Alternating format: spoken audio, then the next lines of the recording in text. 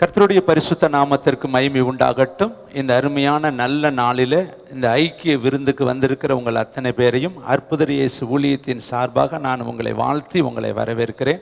நேரலையில் இணைக்கப்பட்டிருக்கிற அத்தனை பேருக்கும் அற்புதர் இயேசு ஊழியத்தின் சார்பாக நான் வாழ்த்துதலை பதிவு செய்து கொள்கிறேன். இந்த நாளின் செய்திக்காக நான் தேவ சமூகத்தில் வழக்கத்தின்படி நான் எழும்பி தேவ சமூகத்தில் காத்திருக்கிற வேளையில் உங்களோடு ஆழமான ஒரு பகுதியை பகிர்ந்து கொள்ளும்படி கர்த்தருடைய ஆவியானவர் திட்டமாக தெளிவாக இதுவரை நான் பார்க்காத வகையில் அவர் இடைப்பட்டு உங்களோடு பகிர்ந்து கொள்ள வார்த்தையை கொடுத்தார். இந்த வார்த்தை தரையில் விழக்கூடாது என்று நான் இயேசுவின் நாமத்தில் ஜெபிக்கிறேன், விரும்புகிறேன், வாஞ்சிக்கிறேன்.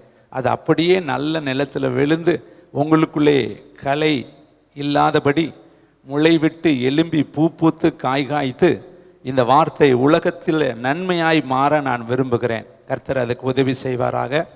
ஒரு காரியத்தை நான் சொல்ல விரும்புகிறேன். கவனச்சிதறலுக்கு நீங்கள் இடம் கொடுக்காதீங்க. கொஞ்ச நேரம் உன்னிப்பாய் கர்த்தருடைய வார்த்தையை நீங்கள் கவனிக்கணும்.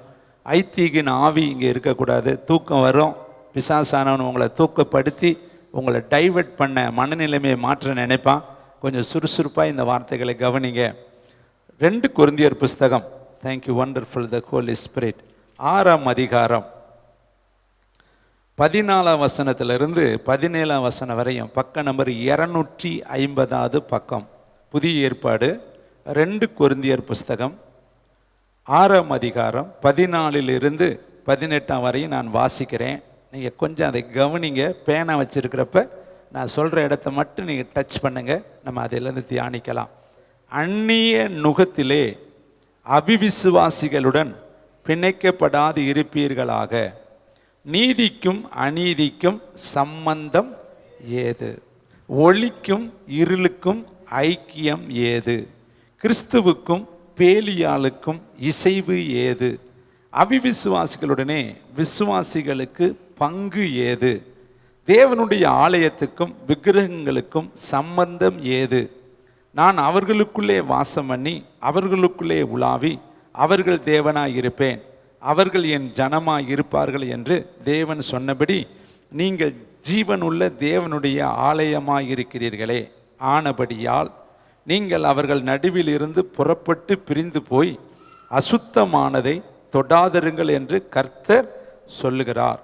அப்பொழுது நான் உங்களை ஏற்றுக்கொண்டு உங்களுக்கு பிதாவாய் இருப்பேன், நீங்கள் எனக்கு குமாரரும் குமாரத்திகளுமாய் இருப்பீர்கள் என்று சர்வ வல்லமையுள்ள கர்த்தர் சொல்லுகிறார். ஹல்லேலூயா. இந்த வார்த்தையை சொல்லுகிறவர் கர்த்தர். யாருக்கு கர்த்தர் சொல்லுகிறார் என்கிறதையும் நீங்கள் புரிந்து கொள்ளணும். அப்போ தான் இந்த செய்தியை நீங்கள் ஆழமாய் தெரிந்து கொள்ள முடியும். அதுக்கு அதே அதிகாரத்தில் முன்னாடி பக்கம் வாங்க, 11ஆம் வசனம். கொரிந்தியரே. அப்போ கொரிந்து சபைக்கு இது எழுதப்பட்ட வார்த்தை. 6ஆம் அதிகாரம் 11ஆம் வசனம். கொரிந்தியரே, எங்கள் வாய் உங்களோடு பேச திறந்திருக்கிறது, எங்கள் இருதயம் பூரித்து இருக்கிறது. அப்போ இது யாருக்கு சொல்லப்பட்டது? கொரிந்து சபை மக்களுக்கு. நீங்கள் முன்னாடி பார்த்தீங்கன்னா கொரிந்தில் 1ஆம் அதிகாரத்தில் 2ஆம் அதிகாரம் 1ஆம் வசனத்தை வாசிங்க. தேவனுடைய சித்தத்தினாலே இயேசு கிறிஸ்துவின் அப்போஸ்தலனாகிய பவுலும் சகோதரனாகிய தீமோத்தேயும் கொரிந்து பட்டணத்தில் உள்ள தேவனுடைய. அப்போ இந்த வார்த்தைகள் சபைக்கு சொல்லப்பட்ட வார்த்தை. இப்போ இங்கே கூடி வந்திருக்கிற நாம எல்லாம் யாரு? சபையார்கள். இது தெருவில் பிரசங்கிக்கிற வார்த்தை கிடையாது. தெருவில் போனால் உங்கள் துக்கம் சந்தோஷமாய் மாறும்னு பிரசங்கிப்போம். இதே தெருவில் போனோம்னா வருத்தப்பட்டு பாரம் சுமக்கிறவர்களே எல்லாரும் என்னிடம் வாங்கன்னு பிரசங்கம் பண்ணுவோம். ஏன்னா அங்கே இருக்கிற மக்களுக்கு அதுதான். ஆனால் இங்கே இருக்கிறவங்களுக்கு அப்படி அல்ல. இங்கே இருக்கிற மக்களுக்கு செய்தி வேறு. இங்கே இருக்கிற மக்களை ஊன்ற கட்ட கர்த்தர் விரும்புகிறார்.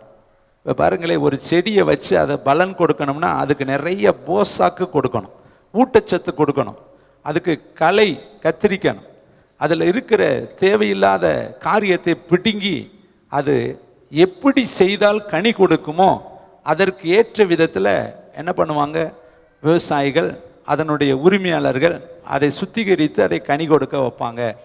அப்போ கொரிந்து சபைக்கு பவுல் எழுதும் பொழுது சொல்கிறாரு, கொரிந்தியரே, எங்கள் வாய் உங்களோடு பேச திறந்திருக்கிறது. அதே 6ஆம் அதிகாரம் 1ஆம் வசனம் பாருங்களேன். இதெல்லாம் மைனூட்டான வார்த்தை, இதை புரிஞ்சுக்கிட்டா நம்ம வார்த்தைக்குள்ளே போயிடலாம். தேவனுடைய கிருபையை நீங்கள் விருதாவாய் பெறாதபடி உடன் வேலையாட்களாகிய நாங்கள் உங்களுக்கு புத்தி சொல்கிறோம். அப்போ ஊழியக்காரர்கள் சபைக்கு புத்தி சொல்கிறார்கள். இன்றைக்கு நானும் ஆவியானவருடைய உந்துதலோடு உங்களுக்கு புத்தி சொல்ல வந்திருக்கிறேன். நீங்கள் இந்த புத்திமதியை கொஞ்சம் செவி கொடுத்து கேட்கணும். உலகத்தில் ஒரு பழமொழி இருக்குது, எப்பொருள் யார் வாய் கேட்டாலும் அப்பொருளில் மெய்ப்பொருளை காண்பது அறிவுன்னு உலகத்தில் இருக்குது. ஒரு குறள் படிச்சிருப்பீங்க எல்லாருமே. யார் சொல்கிறாங்கிறது முக்கியம் கிடையாது, ஆனால் அதில் இருக்கிற சத்தியம் தான் நமக்கு முக்கியம். இப்போ கொரிந்து சபைக்கு பவுல் சொல்கிறாரு, நான் உங்களுக்கு புத்தி சொல்கிறேன், நீங்கள் கிருபையை விருதாவாய் பெறக்கூடாது. அப்போ நாமும் கூட நிறைய கிருபை ஆண்டவர் நமக்கு தருகிறார். அந்த கிருபையை விருதாவாய் பெற்று அதை வழியில் போக்கடிக்க விட்டுறக்கூடாது. நீங்கள் யோனா புஸ்தகத்தில் வாசித்து பார்த்தா அநேகர் தங்களுக்கு வரும் கிருபையை போக்கு அடிக்கிறார்கள். இன்னைக்கு நாமும் கூட நிறைய கர்த்தர் நமக்கு கிருபை தருகிறார், ஆனால் அந்த கிருபையை நம்ம கனவீனமாய் விட்டு விடுகிறோம். ஏசா தன்னுடைய பிறப்பிலே தேவன் கொடுத்த சேஷ்ட புத்திர பாகத்தை ஒருவேளை அற்பமான உணவுக்காக அவன் என்ன பண்ணிட்டானா, இழந்து போய்விட்டான். ஒருவேளை சாப்பாடு இல்லாவிட்டால் உயிர் வாழலாம், ஆனால் அந்த சாப்பாட்டுக்கு முக்கியத்துவம் கொடுத்து தேவன் தன்னுடைய பிறப்பிலேயே கொடுத்த ஆசீர்வாதத்தை அவன் இழந்து போய்விட்டான். பின் நாட்களிலே அவன் கண்ணீர் விட்டு கவலையோடு தேடியும் அது அவனுக்கு கிடைக்கவில்லை என்று வேதத்தில் எழுதப்பட்டிருக்கு. நாமும் கூட தேவன் நமக்கு நிறைய காரியத்தை செய்திருக்கிறார், அதை இழந்து போகாதபடிக்கு நம்ம கவனமாக இருக்கணும். இந்த பகுதியில் கொரிந்து சபையாருக்கு பவுல் சொல்கிற 4 முக்கியமான காரியம் இருக்குது. நீங்கள் புத்து பார்த்தீங்கன்னா தான் அது புரியும். கொஞ்சம் கடினமாக இருக்கும், ஆனால் தேனிட்ட பணியார மாதிரி ஈஸியாக புரிந்து கொள்ளலாம் ஆவியானவருடைய வெளிச்சத்துக்கு போனால். இப்போ என் கூட நீங்கள் 14வது வசனத்துக்கு வாங்களே, பேனை வச்சிருக்கிறீங்களா? நீங்கள் அதில் 2 கோடு போடணும். ஒன்று, நீதிக்கும் அநீதிக்கும் சம்பந்தம் ஏது. இந்த சம்பந்தம் ஏதுங்கிறதுல ஒரு கோடு போடும். அப்போ நமக்கும் அசுத்தத்துக்கு சம்பந்தம் கிடையாது. ஃபஸ்ட்டு பாயிண்ட், இன்னைக்கு யாரோட சம்பந்தம் வைக்கணும் அப்படின்னு நம்ம ஒரு ஸ்டெப்பு உள்ளே இறங்கி போய் நம்ம செய்தியை தியானிக்க போகிறோம். சொல்லுவாங்க இல்லையா, என் சம்பந்தி, நாங்கள் சம்பந்தக்காரங்க. சில பேர் கல்யாணம் முடிக்கிறவங்க சொல்லுவாங்க, சம்பந்தம் எங்கே போட்டிருக்கிறீங்க? இங்கே தாவீது பவுல் சொல்கிறாரு, நீதிக்கும் அநீதிக்கும் சம்பந்தம் ஏது. அப்போ நம்ம யாரோட சம்பந்தம் வைக்கக்கூடாது? நீதி உள்ளவர்களோடு தானே சம்பந்தம் வைக்கணும். ஒரு நாள் நீதி உள்ளவர்கள் அநீதிக்காரர்களோடு நம்ம சம்பந்தம் வைக்கக்கூடாது. வச்சவங்க எப்படி ஆனாங்கன்னு நம்ம தியானிக்க போகிறோம். First point. 2வது பாயிண்ட் பாருங்க, கோடு போடுங்க. ஒளிக்கும் இருளுக்கும் ஐக்கியம் ஏது. எல்லாம் ஏதுன்னே வருது பாருங்க. ஒன்று சம்பந்தம் ஏது, 2வது ஐக்கியம் ஏது. வேதம் சொல்லுது, நாங்கள் பிதாவோடும் அவருடைய குமாரனாகிய இயேசு கிறிஸ்துவோடும் ஐக்கியமா இருக்கிறோம். எலியா சொல்றாரு, நானும் 2 நினைவுகளால் நீங்கள் குந்தி நடப்பீங்களா? கர்த்தர் தெய்வமானால் கர்த்தரை பின்பற்றுங்கள், பாகால் தெய்வமானால் பாகாலை பின்பற்றுங்கள். நீங்கள் யாரோட இப்போ இருக்கிறீங்கன்னு அவர் கேட்குறார். 2 நினைவோடு இருக்காதீங்க, எங்கேயாவது ஒன்றுக்கு வாங்க. அப்போ வெளிச்சத்தின் பிள்ளைகள் ஒரு நாள் இருளோடு கூட ஐக்கியம் வைக்கக்கூடாது. அப்போ இன்னைக்கு 2வது தியானிக்க போகிற பகுதி, யாரோட நம்ம ஐக்கியம் வைத்திருக்கிறோம். ஐக்கியம் ரொம்ப முக்கியம், ஃபெல்லோஷிப். இன்னைக்கு நம்மளுடைய ஐக்கியம், தாயை பற்றி கேட்டால் பிள்ளையை சொல்லிடலாம், பிள்ளையை பற்றி கேட்டோம்னா அம்மாவை பற்றி கேட்டால் பிள்ளை எப்படின்னு சொல்லுவாங்க. தாயை பற்றி, தாயை போல பிள்ளை, நூலை போல சேலை. உன் சிநேகிதன் எப்படியோ அப்படி தான் நீ இருப்ப. நீ யாரோட சகவாசம் வைத்திருக்கிறியோ அவங்க சுவாபம் உன்னை இலகுவாக பிடிச்சு கொள்ளும். யாரோட ஒருத்தட்ட பழகும் பொழுது அவங்க வசனத்தை பேசினாங்கன்னா உனக்கு வசனம் தான் வாயில் வரும். அசுத்தத்தை பேசினாங்கன்னா 2 வார்த்தை 3 வார்த்தை நீ அமைதியாக இருப்ப, 4வது வார்த்தை நீயும் அந்த வார்த்தையை பேச ஆரம்பிச்சிருவ. ஏன்னா அந்த வார்த்தை உன் மனசில் போய் பட்டு அது உனக்குள்ளே ரிஃப்ளெக்ஸ் ஆயிரும். அதனால் ஐக்கியம் ரொம்ப முக்கியம். சொல்லுங்கள், சம்பந்தம் முக்கியம், ஐக்கியம் முக்கியம். இதெல்லாம் நம்ம இந்த நாளில் வேதத்திலிருந்து தியானிக்க போகிறோம். 3வது காரியம் பாருங்க, கிறிஸ்துவுக்கும் பேலியாளுக்கும் இசைவு. நம்ம யாரோட இசைந்து போகிறோம். சில பேர் சொல்லுவாங்க, அதை நம்ம இசைஞ்சு ஒத்து போயிடுவோம். அப்போ கிறிஸ்துவுக்கும் பேலியாள்னா பாவத்தை செய்யக்கூடிய நபர்கள், பேலியாளின் பிள்ளைகள். இயேசுவையும் பேலியாளின் மகனே என்று சொன்னார்கள். அவர்களுக்கும் இயேசுவுக்கும் கிறிஸ்துவுக்கும் இசைவு ஏது, இணைப்பு ஏது? அப்போ ஒன்று சம்பந்தம் ஏது, ரெண்டாவது ஐக்கியம் ஏது, மூணாவது இசைவு ஏது, நாலாவது காரியம் பாருங்க, அவிவிசுவாசிகளுடனே விசுவாசிக்கு பார்ட்டிசிபேட், பங்கு ஏது? அவங்களோடு என்ன தொடர்பு இருக்குது, பங்கு ஏது? அப்போ 4 விதமான செய்தி இதுக்குள்ள கர்த்தர் வச்சிருக்கார். சம்பந்தம் ஏது, ஐக்கியம் ஏது, இசைவு ஏது, பங்கு ஏது? அடுத்த வார்த்தை திரும்பவும் அது வருவார், தேவனுடைய ஆலயத்துக்கு விக்கிரகத்திற்கும் சம்பந்தம் ஏது? இதை சொல்லிட்டு தான் கடைசியில் சொல்றார், நீங்கள் தேவனுடைய ஆலயமாக இருக்கிறீர்கள், ஆனபடியால் நீங்கள். மேலே இருக்குது பத்தியா, யாரெல்லாம் சொல்றாரு? பேலியாட்கள், அவிசுவாசிகள், அடுத்து அநீதியானவர்கள், இருளானவர்கள், இவர்கள் நடுவில் இருந்து நீங்கள் புறப்பட்டு பிரிந்து போய் அசுத்தமானதை தொடாதிருங்கள் என்று கர்த்தர் சொல்லுகிறார். அப்பொழுது நான் உங்களை ஏற்றுக்கொண்டு உங்களுக்கு பிதாவாக இருப்பேன், நீங்கள் எனக்கு குமாரரும் குமாரத்திகளுமாய் இருப்பீர்கள் என்று சர்வ வல்லமையுள்ள கர்த்தர் சொல்லுகிறார். நீங்கள் சங்கீதத்தில் பார்த்தா கர்த்தருடைய வேதத்தில் இரவும் பகலும் தியானமாக இருக்கிற மனுஷன். அப்போ நம்ம படிக்கிறோம், ஆனால் தியானிக்கிறோமா அப்படின்னா அது ரொம்ப குறைவாக இருக்குது. மெடிடேஷன், நம்ம தேவனுடைய வார்த்தையை தியானிக்கணும். அதனால தான் யோசுவாவுக்கு கர்த்தர் சொன்னார், இந்த நியாயப்பிரமாண புஸ்தகம் உன் வாயை விட்டு பிரியாது இருப்பதாக, இதன்படியெல்லாம் செய்ய நீ கவனமாய் இருந்தால் நீ இந்த பூமியிலே புத்திமானாய் விளங்குவ. அப்போ கவனமாக இருந்தால் பார்த்தீங்கன்னா, அந்த மாடை நீங்கள் கவனித்து பார்த்தீங்கன்னா அது சாப்பிட்டுட்டு போய் தனிமையாக உட்காந்து என்ன பண்ண தெரியுமா, மீண்டும் அசைப்போம். அதை என்ன பண்ணும், மீண்டும் அந்த உணவை எடுத்து மீண்டும் அதை என்ன பண்ணும், மென்று. அதுக்கு 2 இறைப்பை இருக்குதான், ஒன்று பையில் சேர்க்கும், இன்னொன்றில் அசைத்து உள்ளே கொண்டுட்டு போகும்னு. அப்போ அதற்கு ஒரு தகவமைப்பு அப்படி இருக்குது. ஆனால் நம்ம கேட்குறோம், ஆனால் வீட்டில் போய் அதை தியானிக்கிறோமா அப்படின்னா மிக குறைவாக இருக்குது. கேள்வி புலனோடு நம்ம போய் விடுகிறோம், ஆனால் அதை தியானிப்பது கிடையாது. அருமையான தம்பி தங்கச்சி, தியானிக்கிறவர்கள் தான் கர்த்தருடைய ராஜ்யத்தில் மகிமையான பாத்திரங்களாக இருப்பார். அதனால் நீங்கள் தயவு செய்து வசனத்தை தியானம் பண்ணுங்க. நீங்கள் பார்த்தீங்கன்னா ஈசாக்கு பெண் கொள்ள ஆளை அனுப்பிச்சி விட்டுட்டு அவன் தியானம் செய்து கொண்டிருந்தான் என்று வார்த்தை எழுதப்பட்டிருக்கு. அந்த இடத்துல நீங்கள் கவனித்தால் தியானம் செய்து கொண்டிருந்தான். அப்பொழுது கண்களை ஏறெடுத்து பார்த்தான், ரெபேக்காலை கொண்டு வந்தார்கள். அப்போ இவன் தியானிக்கிற வேளையில் ரெபேக்காலை அவன் கண்களில் கர்த்தர் கொண்டு வந்து நிறுத்தினார். அப்போ நம்முடைய வாழ்க்கையிலும் தியானம் ரொம்ப முக்கியம். அப்போ தான் புதிய வெளிப்பாடுகளை நம்ம பார்க்க முடியும். இப்போ இன்றைக்கி செய்தியில் முதல் தலைப்பை நம்ம பார்க்க போகிறோம், சம்பந்தம் ஏது? யாரோட சம்பந்தம் வைக்கக்கூடாதுன்னு சொல்கிறாரு, நீதிக்கும் அநீதிக்கும் சம்பந்தம் கிடையாது. நீதி என்பது வேறு, அநீதி என்பது வேறு. நீங்கள் வேறு, உலகம் வேறு. இயேசு உங்களை எப்படி தெரிந்திருக்கிறார்னு சொல்லி முதல்ல நீங்கள் தெரிந்து கொண்டால் உங்கள் வேலிட்டி, அதோடைய மதிப்பு தெரியும். இன்றைக்கி பார்த்தீங்கன்னா எல்லாம் ஒரே மாதிரி தான் இருக்கும், ஆனால் அதுக்கு ஒவ்வொன்றுக்கும் ஒரு மதிப்பு இருக்குது. இன்றைக்கி பார்த்தீங்கன்னா பொருட்கள் தரம் பார்த்தா உருவம் ஒன்றா இருக்கும், ஆனால் அதனுடைய தயாரிப்பு, அதில் இருக்கக்கூடிய முத்திரைகள் எல்லாம் வித்தியாசமாக இருக்கும். அதை வச்சு தான் நம்ம இது ஒரிஜினல் டூப்ளிகேட்டுன்னு நம்ம சொல்ல முடியும். இங்கே கர்த்தர் அழகா சொல்கிறாரு, உங்களை கர்த்தர் எப்படி தெரிந்து கொண்டாருன்னு சில வசனங்களை உங்களுக்கு மத்தியில் நான் வைக்கிறேன், நீங்கள் கவனமாக பாருங்களேன். யோவான் எழுதின சுவிசேஷம் 17ஆம் அதிகாரம் 6வது வசனம், 153வது பக்கம். தயவுசெய்து எல்லாரும் பைபிளை எடுக்கணும். எல்லாத்துக்கும் ஒரு பைபிள் இருக்குது, படிக்கணும். இந்த பைபிள் படித்தா தான் அது உங்கள் மனசுக்குள்ளே போய் கிரியை செய்யும். வசனம் தான் கிரியை நடப்பிக்கும். அது வெறுமையாய் கர்த்தரிடத்துலேருந்து நம்மிடத்தில் திரும்பி போகாது.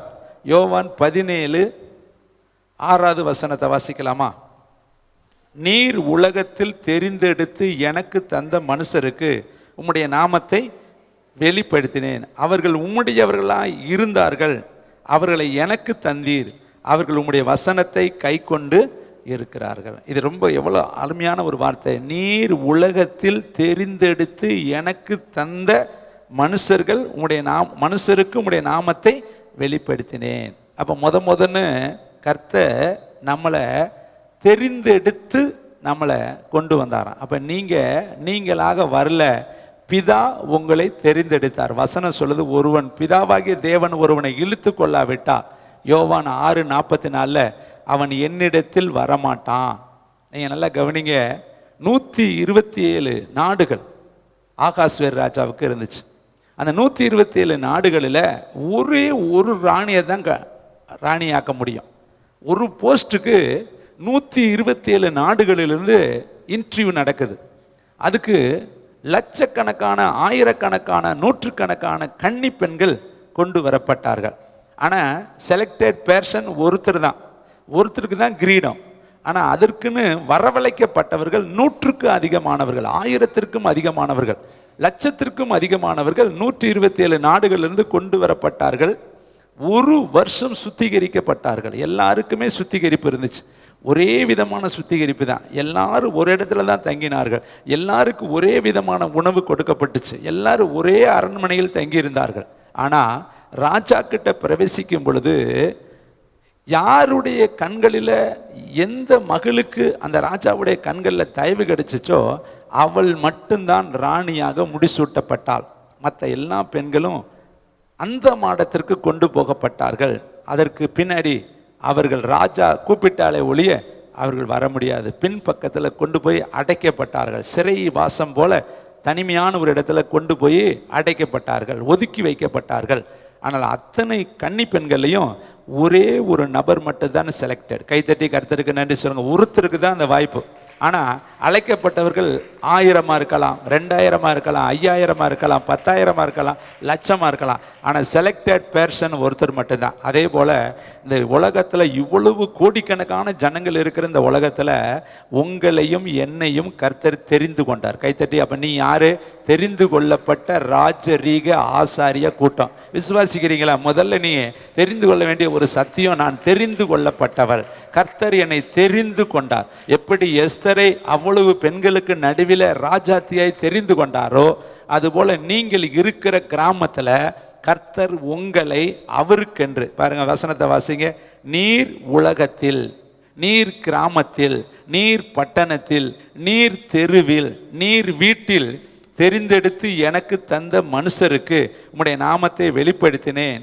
அவர்கள் உம்முடையவர்களாய் இருந்தார்கள், அவர்களை எனக்கு தந்தீர், அவர்கள் உம்முடைய வசனத்தை கை கொண்டு இருக்கிறார்கள். அப்போ வசனம் கை கொள்றவங்க எல்லாமே தேவன் தெரிந்து எடுத்து கொடுத்த விலை மதிக்க முடியாத ஒரு பிள்ளைகள். அவங்க தான் வசனத்துக்கு கை கொண்டு வசனத்தின்படி வாழ்வாங்க.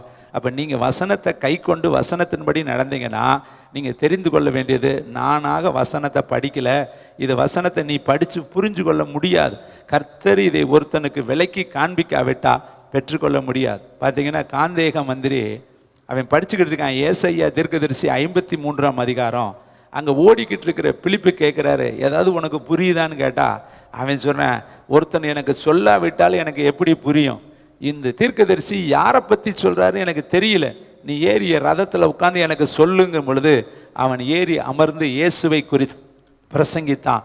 அவன் வழியில் தண்ணீர் இருக்கிறதுக்கு வந்தோடனே அவன் கேட்குறான், தண்ணீர் இருக்கிறதே ஞானஸ்தானம் பெற தடை என்ன? நீங்கள் இந்த வசனத்தை எத்தனையோ முறை படிச்சிருப்பீங்க. ஆனால் இன்னைக்கு கர்த்தர் உங்களுக்கு கொடுக்குற வெளிப்பாட்டை இதுக்கு முன்னாடி நீங்கள் கண்டிருக்கிற மாட்டீங்க. இப்போ பாருங்க, நீங்கள் நீதிக்குரியவர்கள். ஏனென்றால் கர்த்தர் உங்களை தனக்கென்று தெரிந்து கொண்டார். எத்தனை பேர் விசுவாசிக்கிறீங்க? நீங்களாக வரல, பிதாவாகிய தேவன் ஒருவனை இழுத்து கொள்ளாவிட்டால், இங்க இருக்கிற ஒவ்வொருத்தரையும் பிதா இழுத்து கொண்டார், அவருக்கு நேர இழுத்து கொண்டு வந்திருக்கிறார். அதனால தான் நீங்க இங்க வந்திருக்கிறீங்க. அப்ப நீங்க நினைக்கணும், நான் நீதிக்காக பிறந்திருக்கிறவன், நீதிக்காக தெரிந்து கொள்ளப்பட்டிருக்கிறவன், நானாக வரல. இப்ப இருக்கிற ஒவ்வொருத்த பேரை சொன்ன எனக்கு நேரம் ஆயிரும். நீங்க நினைக்கிறீங்க நானாக வந்துட்டேன்னு. ஈசாய் வீட்டில் 8 பிள்ளைகள் பிறந்துச்சுங்க. 8 பிள்ளைகளில் 7 பிள்ளைகள் ரிஜெக்டட். ஒரே ஒரு பிள்ளை தான் ராஜரீகத்திற்காக தெரிந்து கொள்ளப்பட்டிருந்த ஒரு மனுஷன். தள்ளப்பட்ட தாவீதை கர்த்தர் 8வது பிறந்தவனை தெரிந்து கொண்டார். 7 பேர்களை அவாய்ட் பண்ணிட்டார். இவன் அல்ல, இவன் அல்ல, இவன் அல்ல, இவன் அல்லன்னு ஒருத்தனுக்கு தான் அந்த சீட்டு கிடைச்சிச்சு. அவன் தான் தேவனுடைய இருதயத்திற்கு ஏற்றவன். இப்போ சொல்லுங்க, உங்க வீட்டில் பல பேர் பிறந்திருக்கலாம், ஆனால் உங்களை கர்த்தர் தெரிந்து கொண்டார். கைத்தட்டி சொல். எத்தனை பேர் விசுவாசிங்க, நான் தெரிந்து கொள்ளப்பட்டவன்? அந்த விசுவாசிங்க, அதுதான் அதான் முதல்ல நீ நீதிக்காக தெரிந்து கொள்ளப்பட்டிருக்கிற பிள்ளை, உனக்கு அவிசுவாசிகளுடனே பங்கு கிடையாது. அதனால நீதிக்கும் அநீதிக்கும் சம்பந்தம் கிடையாது. நீ அடுத்தவங்களோடு சம்பந்தம் வைக்க கூடாது. ஏனென்றால் நீ பரலோகத்திற்கென்று தெரிந்து கொள்ளப்பட்டிருக்கிற விசேஷமான ஒரு பாத்திரம். இதை நீ தெரிந்து கொண்டேனா, நீ யார் என்பது தெரிந்துட்டேன்னு வச்சுங்களே, உன் நட மாறிடும், உன் பேச்சு மாறிடும், உன் சிந்தனை மாறிடும், உன் செயல் மாறிடும். பாருங்க, ஸ்கூலில் ஃபர்ஸ்ட் ரேங்க் எடுக்கிறவன் கடைசி ரேங்க் எடுக்கிறனோட பேச மாட்டேங்கிறேன். அவன் நினைக்கிறேன் நான் ஃபர்ஸ்ட் ரேங்க்டா, இவனோட சேர்ந்தா எனக்கு படிப்பு வராமல் போயிடும், நான் படிக்கணும்னா நான் என்ன பண்ணணும், அப்படி தான் நான் இருக்கணும்னு நினைக்கிறேன். போட்டி போட்டு படிக்கிறேன். அப்போ அவனே கீழே இருக்கிற மற்றவங்களோடு ஐக்கியப்பட மாட்டேங்கிறான். ஏன்னா அங்கே படிக்க முடியாமல் போயிடும். அப்போ அருமையானவர்களே, நமக்குள்ள ஒரு விவேகம் வேணும். நான் பரலோகத்துக்கென்று முத்திரிக்கப்பட்டிருக்கிறவன். இன்னும் பாருங்க, கர்த்தர் சொல்றார் அதே அதிகாரத்தில் யோவான் 17:9, நான் அவர்களுக்காக வேண்டிக் கொள்கிறேன். யாருக்காக? நீர் தெரிந்து எடுத்து எனக்கு கொடுத்த அவர்களுக்காக வேண்டிக் கொள்கிறேன். அப்போ உங்களுக்காக யாரு வேண்டா? ஏசப்பா. எத்தனை பேர் விசுவாசிக்கிறீங்க? விசுவாசிக்கிற பிள்ளைங்க, நான் சொல்றதுக்கு ஆமேன்னு சொல்ற பிள்ளைங்க கை தூக்கம். எனக்காக வலது பக்கத்துல ஏசப்பா தெனோடு உன் பேரை சொல்லி ஜெபிக்கிறார். தெரியுமா உனக்கு? ரெண்டாவது நாங்க ஜெபிக்கிறோம். தெரியுமா உங்களுக்கு? மூணாவது இந்த ஐக்கியத்தில் இருக்கிற கட்டாயம் எல்லாரும் ஜெபிப்பாங்க. நல்லா தெரிந்து கொள்ளுங்க, ஒரு ஊழியக்காரன் இங்க இருக்கிற அத்தனை பேத்துக்கும் ஜெபிக்கணும். அதான் என் மேல விழுந்த கடமை. கட்டாயம் நான் ஜெபம் பண்ணுவேன். ஒரு நாளும் காலையில் எந்திரிச்சு உட்காந்த உடனே எல்லாத்து பேரையும் வரிசையாக சொல்லிட்டு வருவோம். அவங்க வந்தாலும் சரி, வராட்டியும் சரி, நம்பினாலும் சரி, நம்பாட்டியும் சரி, ஏற்றுக்கொண்டாலும் சரி, ஏற்றுக்கொள்ளாட்டியும் சரி, ஒரு நாளைக்கு வந்துட்டு போனாலும் அவங்கள விடவே மாட்டோம். பேரை சொல்லி ஜெபிச்சுக்கிட்டே இருப்போம். உலகத்தில் இருக்கிற நாமளே சபைக்குள்ளே வர்றதுனால ஜெபிக்கும் பொழுது, நான் உங்களுக்காக ரத்த சிந்தனா, உங்களுக்காக சிலுவை சுமந்தனா, உங்களுக்காக முள்முடி தாங்கினா ஒன்று கூட கிடையாது. ஒரு மேய்ப்பனா கர்த்தர் வச்சதுனால இந்த பாரத்தை எனக்குள்ள கொடுத்தாருன்னா, உனக்காக சிலுவை சுமந்தவர், உனக்காக அடிக்கப்பட்டவர், உனக்காக நொறுக்கப்பட்டவர், கசேரிகளை ஏற்றுக்கொண்டவர் வலது பக்கத்தில் உட்கார்ந்து தினந்தோறும் உனக்காக ஜெபிக்கிறார். கைத்தட்டி கர்த்தர் என்ன சொல்லி ஜெபம் பண்ணுவார்? என் பிள்ளை வசனத்தை படிக்கணுமே, என் பிள்ளை அபிஷேகத்தில் நிரம்பணுமே, என் பிள்ளை பரிசுத்த ஓட்டத்தில் ஓடணுமே. அருமையான தம்பி, தங்கச்சி, தாயே, தகப்பனே, இங்கே பாருங்க, வேதம் சொல்லுது, நான் அவர்களுக்காக வேண்டிக் கொள்கிறேன். உலகத்துக்காக வேண்டிக் கொள்ளாமல் நீர் எனக்கு தந்தவர்களுக்காக வேண்டிக் கொள்கிறேன். அவர்கள் உம்முடையவர்களாய் இருக்கிறார்கள். என்னுடையவைகள் யாவும் உம்முடையவைகள், உம்முடையவைகள் என்னுடையவைகள். அவர்களில் நான் மகிமைப்பட்டிருக்கிறேன். அப்ப ஏசப்பாவுடைய ஜெபம் யாருக்காக தெரியுமா? சொல்லுங்க. எனக்காக ஏசப்பா ஜெபம் பண்றாரு. நீங்க நம்புறீங்களா? கையை உயர்த்துங்க. நீங்க நினைக்கிறது எனக்கு யாருமே ஜெபிக்க மாட்டேன். இங்க இருந்து ஒரு லெட்டர் எழுதுறது, எனக்காக ஜெபிங்க, எனக்காக ஜெபிங்க. எனக்கு எழுதுற நேரமே நீ ஜெபம் பண்ணிடலாங்க. இங்கேருந்து ஒரு போஸ்ட் எழுதி அது அங்கே போய் சேர்றதுக்கு என்னைக்கு ஆகும்? அவங்க உங்களுக்காக எப்படிங்க ஜெபம் பண்ணுவோம்? அவங்களுக்கு இருக்கிற பிரச்சனையே 1000 பிரச்சனைங்க. நீங்கள் நினச்சிட்டு இருக்கீங்க ஊழியக்காரையெல்லாம் ரொம்ப எப்போ பார்த்தாலும் முழங்காலே நின்றுட்டு இருப்பாங்க, எப்போ பார்த்தாலும் திறப்புலேயே நின்றுட்டு இருப்பாங்க. இல்லைங்க, நீங்கள் புரிஞ்சுக்கிற தன்மை குறைவு. அவங்களுக்கு உங்களை விட பயங்கர பிரச்சனை இருக்கும். அவங்களுக்கெல்லாம் நினைக்கவே நேரம் இருக்காது. ஒரே அடியாக அடிச்சுட்டு போயிடுவாங்க. சபைக்குள்ளே போனால் தான் சபை மேய்ப்பர்கள் ஜெபம் பண்ணுவாங்க. ஏன்னா அந்த சபைக்கு அவங்க கண்காணிகள். இப்போ நீங்கள் யாருக்கு வீட்டில் இருக்கிறவங்களுக்கு சமைப்பீங்களா, ரோட்டில் இருக்கிறவங்களுக்கு சமைப்பீங்களா? எந்த ஸ்திரியை எடுங்க, யாரையாவது கேட்டால் கோச்சுக்குவீங்க. யாரையாவது ஒருத்தரை கேட்டு யாருக்கு இங்கே சமைப்பீங்கன்னா என்ன சொல்லுவாங்க அவங்க? சாமுவேல் சார் சொல்லுங்கள், யாருக்கு சமைப்பீங்க? நீங்கள் உங்கள் வீட்டில் சிஸ்டர் யாருக்கு சமைப்பாங்க? உங்களுக்கு தானே சமைப்பாங்க. ரோட்டில் போகிறவங்களுக்கு சமைப்பாங்களா? அப்போ சபையில் இருக்கிறவங்களுக்கு தாங்க ஜெபம் பண்ணுவாங்க. வெளியில் ஜெபம் பண்ண மாட்டாங்க, அவங்களுக்கு நேரம் இருக்காது. அவங்கவுங்க ஊழியத்தில் இருக்கிறவங்களுக்கு தான் அவங்கவுங்க ஜெபம் பண்ணுவாங்க. நம்ம நினச்சிக்கிறது எல்லாம் நமக்கு ஜெபம் பண்ண. ஒரு லெட்டர் போட்டோன்னே அவங்க உட்காந்து நமக்காக 24 மணி நேரம் கையை தூக்கிட்டு இருப்பாங்கன்னு நினைக்காதே. இது அறியாமையின் இருள் நம்ம கண்ணை கட்டி இருக்கு. அருமையான தேவனுடைய பிள்ளைகளே, இங்கு வேதம் சொல்லுது, நான் உங்களுக்காக வேண்டிக் கொள்கிறேன். அப்போ ஏசப்பா சொல்கிற வார்த்தையை நீங்கள் கவனிக்கணும். பிதா தெரிந்து கொண்ட பிள்ளைகள் நீங்கள். பிதா தெரிந்து கொண்டவர்களுக்காக இயேசு கிறிஸ்து ஜெபித்து கொண்டிருக்கிறார். அப்போ நீங்கள் எப்படிப்பட்டவர்கள்? நீதியுள்ள பிள்ளைகளாக இருந்தீங்கன்னா நீங்கள் அநீதியான காரியத்துக்கு உங்களை கைகளை நீட்டவே கூடாது. இன்னும் பாருங்களேன், சில வசனங்களை சொல்லிட்டு நான் ஆழத்துக்குள்ளே போக விரும்புகிறேன்.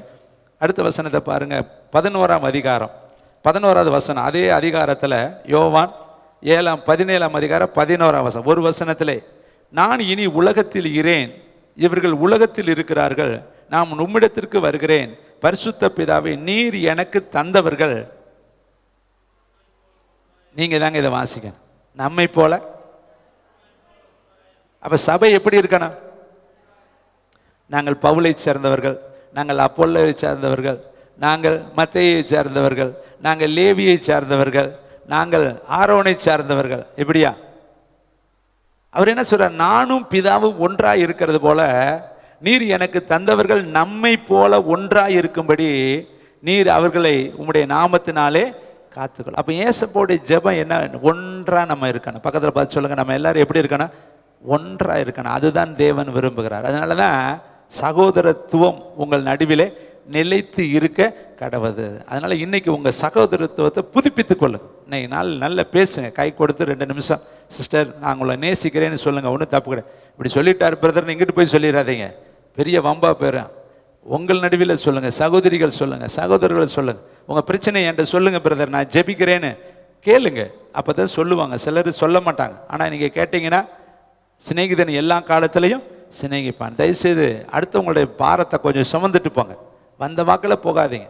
உங்களுக்கு ஒரு ஆபத்து வருங்க, உங்களுக்கு ஒரு நெருக்கம் வருங்க, உங்களுக்கு ஒரு இக்கட்டு வருங்க, உங்களுக்கு ஒரு சூழ்நிலை வரும். அப்போ ஜெபிக்கிறதுக்கு நமக்கு நபர்கள் கட்டாயம் தேவையாக இருக்குது. யோபுவுக்கு அவனே வருத்தத்தில் இருக்கான், ஆனால் அவன் இன்னொருக்கத்திற்காக ஜெபிக்கும் பொழுது அவன் சிறையிருப்பை கர்த்தர் மாற்றினார். பாருங்க, லோத்து சிறைப்பிடிக்கப்பட்டு கொண்டு போகப்பட்டுட்டான். அப்போ ஆபிரகாம் பின்தொடர்ந்து போய் யுத்தம் பண்ணி அவனை விடுவித்து கொண்டு வந்தான். நல்லா கவனிக்கணும். அன்னைக்கே அவனுக்கு புத்தி வந்திருந்து சித்தப்பாவோட வந்து என்ன பண்ணியிருக்கணும்? மெர்ஜா ஆகி இணைஞ்சிருக்கணுமா இல்லையா? ஆனால் மீண்டும் தன்னுடைய இருதயத்தை கடினப்படுத்திட்டு சோதோமில் இருந்தான். அதற்கடுத்து சோதோம் அழிவுக்கு உட்பட்டு அவனுடைய குடும்பமே இல்பொருளாக போச்சு, ஒன்றுமே இல்லைங்க. அவன் போய் அவ்வளவு வேலையால் சம்பாரிச்சு, அவ்வளவு சொத்துக்களை சம்பாரிச்சு, அவன் பிள்ளைகள் கடைசியில் வந்து பாவத்தை கற்றுக்கிட்டு, அசுத்தத்தை கற்றுக்கிட்டு, கடைசியில் அம்மோனியர்களையும் மோபாபியர்களையும் பெற்றெடுக்கக்கூடிய சந்ததி வந்துருச்சு. எவ்வளவு துணிகரம் பாருங்கள். இதை எங்கே கற்றுக்கிட்டாங்க? அவங்க வாசம் பண்ணின இடத்துல தான் அதை கற்றுக்கொண்டார்கள். இதை கேட்குற தம்பி தங்கச்சி, அதனால் நம்ம சம்பந்தம் ஒரு நாளும் யாரோடு இருக்கக்கூடாது? சோதம் குமாரா பட்டணத்தோடு, அம்மோனியர்களோடு, மோபாபியர்களோடு, இன்னும் இருக்கக்கூடிய எபூசியரோடு, கிர்காசியரோடு, இன்னும் இருக்கக்கூடிய உலகத்தினுடைய காரியத்தில் நம்ம சம்பந்தம் இருக்கக்கூடாது. இன்னும் இப்படியே பேசிட்டு போனால் நிறைய காரியம் இருக்கிறது. இப்போ சம்பந்தத்தை குறித்து உங்களோடு சில வார்த்தைகளை வைத்துட்டு நான் 4 தலைப்பில் சொல்லி ஆகணும் இல்லையா? நம்ம யாரோட சம்பந்தம் வைக்கிறோம் என்பதை நீங்களும் நானும் புரிந்து கொள்ள விரும்புகிறேன். கர்த்தருக்கு மகிமை உண்டாகட்டும். வசனத்தை வாசிக்கலாமா? 2 நாளாகமம் புஸ்தகம் 17ஆம் அதிகாரம் 3வது வசனம், பக்க நம்பர் 556. ஏன்னா நீங்கள் வேகமாக வசனம் எடுக்கிறதுக்காக பேட்ச் நம்பரே நான் சொல்கிறேன். தேங்க்யூ, வண்டர்ஃபுல் த ஹோலி ஸ்பிரிட். 561வது பக்கம், பழைய ஏற்பாடு. Thank you Lord Jesus. யோசபாத் என்ற யூத ராஜா, அவர் எப்படி தன்னுடைய வாழ்க்கையில் இருந்தார் என்பதை நீங்கள் தெரிந்து கொள்ள விரும்புகிறேன். 17ஆம் அதிகாரம் 3வது வசனம். கர்த்தர் யோசபாத்தோடு கூட 560வது பக்கத்தில் இருக்கு. 2 நாளாகமும் 7ஆம் அதிகாரம் 3வது வசனம் வாசிக்கலாமா? கர்த்தர் யோசபாத்தோடு இருந்தார், அவன் பாகால்களை தேடாமல் தன் தகப்பனாகிய தாவீது முன்னாட்களில் நடந்த வழியிலே நடந்து தன் தகப்பனுடைய தேவனை தேடி இஸ்ரவேலுடைய செய்கைகளின்படி நடவாமல் அவருடைய கற்பனைகளின்படி நடந்து கொண்டான். நல்லா கவனிக்கணும். இவன் யூத ராஜா. யோசபாத்து யூத ராஜா, தாவீதோடைய வம்சத்தில் வந்து கொண்டிருக்கிற யூத ராஜா. ராஜ்யம் 2 உடைக்கப்பட்டு போச்சு. அதை நீங்கள் தெரிந்து கொள்ளணும். எப்போ உடைக்கப்படுது? சாலமோனுக்கு பின்னாடி இஸ்ரவேல் ராஜ்யம் 2ஆக உடைஞ்சு ஒரு கோத்திரம் இஸ்ரவேல் கோத்திரமாகவும் ஒரு கோத்திரம் யூத கோத்திரமாகவும் பிரிஞ்சிடும்.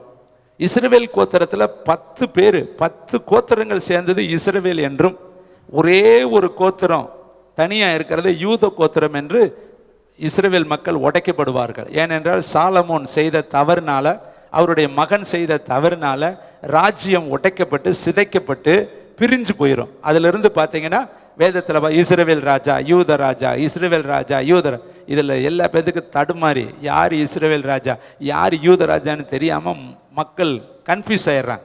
நீங்கள் தனியாக பார்த்தீங்கன்னா இஸ்ரவேல் ராஜா பட்டியல் தனியாக போய்கிட்டே இருக்கும், யூத ராஜா பட்டியல் தனியாக போய்கிட்டே இருக்கும். இவங்க எல்லாமே மொத்தமாக தேவனுடைய பிள்ளைகள் தான்.